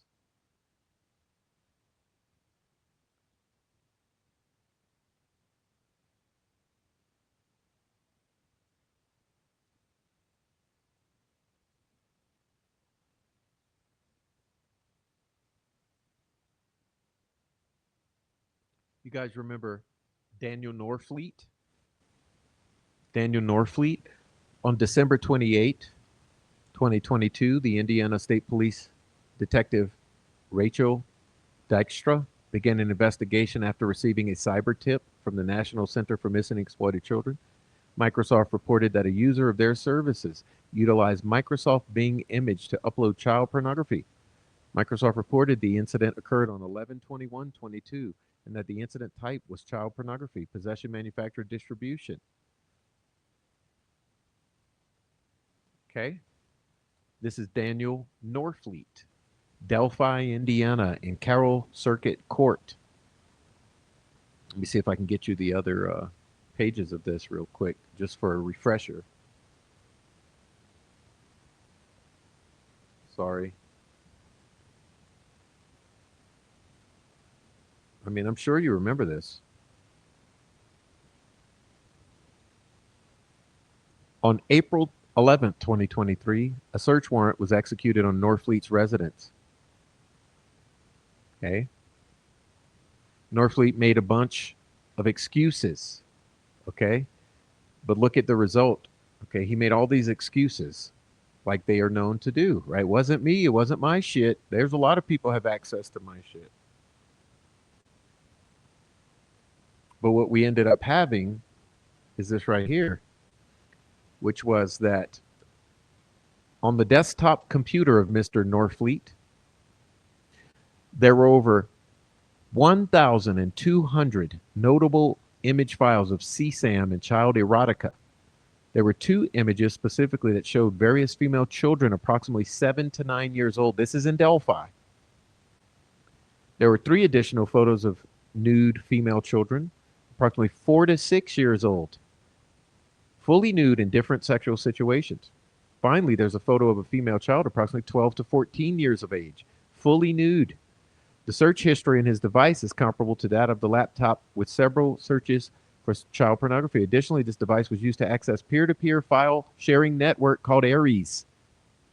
There are 18 search keywords documented, which only two different terms were searched. Those were PTHC and bestiality, which means that Mr. Norfleet was specifically searching for preteen hardcore and preteen hardcore bestiality while sitting his ass in Delphi, Indiana.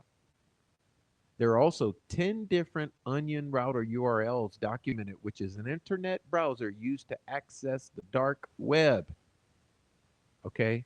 This is why I put Tor in here. The Tor is a dark web browser. 1,200 images of CSAM, all the way from 4 years old on up. And that, ladies and gentlemen, is my show tonight. Delphi, Indiana, a sanctuary for pedophiles?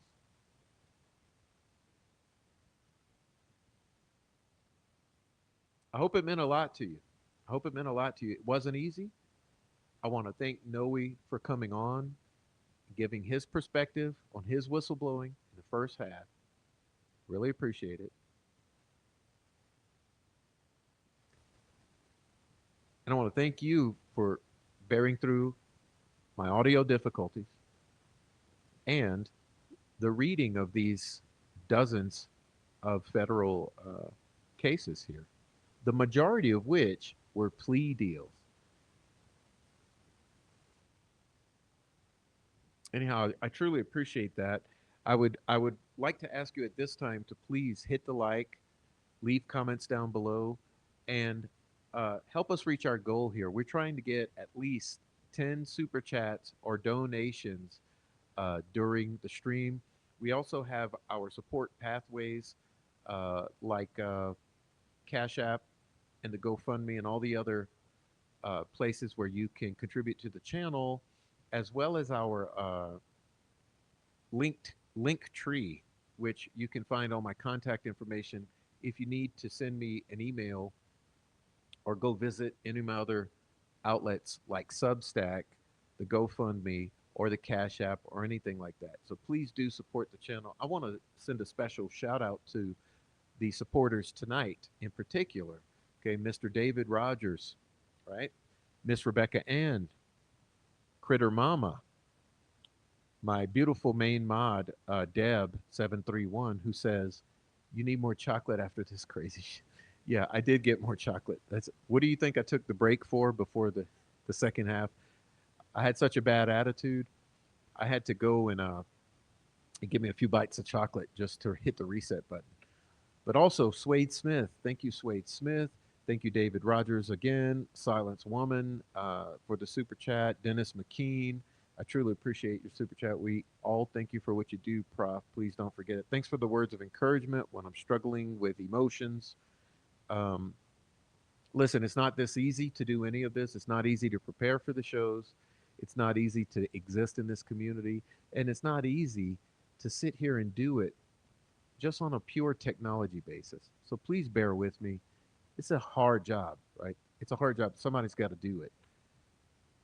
And thanks everyone in the chat for making it possible, because your encouragement in the chats and your activity and your banter and your contributions to the chat, it makes it easy for me. If it wasn't for the chat running, I wouldn't be doing this, because I can't bear to sit here and do it. But we're 3.5 hours in. It was a very long show. There was a lot that we covered, and I want to thank you all for sitting through it all. And like I said, if you're on the replay and a new viewer, welcome again. We're trying to do the best we can. So please leave your comments down below. We appreciate it. Like, share, do all those nice things. Uh, this is difficult. And I'm wore out for today, I must admit. And hey, if uh,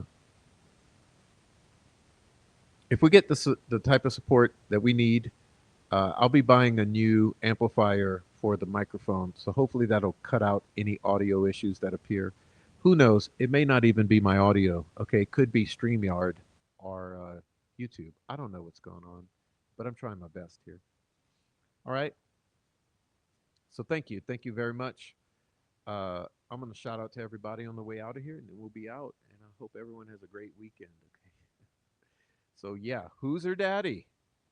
My main man, who's her daddy in here? Sheridan Tibbetts, Deb, Christina, Anarch 00141, Critter Mama, uh, Swade Smith, Heavy Metal Rehab, Trial Junkie,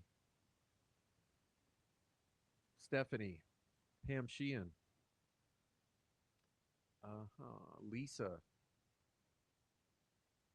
Ninja Warrior Assassin, Quad Axel, Silence Woman, um, Goose's Gammy. Shoot, who have I missed? Anyone else, please just drop on down into the chat. Let me know you were here. I know Diana was here earlier. Carla Ann was here. Shoot, there was a bunch of people here earlier. I think we ran them off with the length of the show. So thanks to everyone who was here. Appreciate your support. This is important work, so we'll be doing that. Well, Criminal Network was here. Uh, In Light in the Dark was here. Adrian. Um, there were a lot of people here earlier, so thank you if you were here earlier. Appreciate it. And most importantly, I want to thank Erica Morse over at Victims News on Air for helping me with looking at some of these cases tonight. Truly appreciate Erica's help. And I know she's working on a lot of important things as well. So do me a favor, go subscribe to her channel as well. And at Noe's channel, please. So I don't know if Deb and some of the mods can drop their channels, but I'd like to put Noe's channel and Erica's channel down in the chat, and Christina's channel, so that any new viewers can click on the chat and go find these channels that I am recommending. Okay, because I want to get Noe, I want to get him more subscribers. I want to get Christina and Erica Morse and anyone else who's been in this chat. You know who you are. Um, Drop your links down below, and we'll let our viewers go subscribe to our network of friends. So that's where we are. Anyway, God bless everyone. It's amazing Friday night. I'm absolutely exhausted. Thank you very much. Okay, and thanks for putting the links to our friends' channels down in the chat. Appreciate it. And yeah, we'll see you next time. We will see you next time. And who knows? I may do an entire do-over of the second half of this. We'll see what we drum up. But appreciate it all, and can't wait to see you again. Okay, it'll be soon. And I'm gonna get some rest. So have a great weekend. God bless Libby and Abby. God bless all of you. Okay, truly appreciate you for being here. With that being said, we out.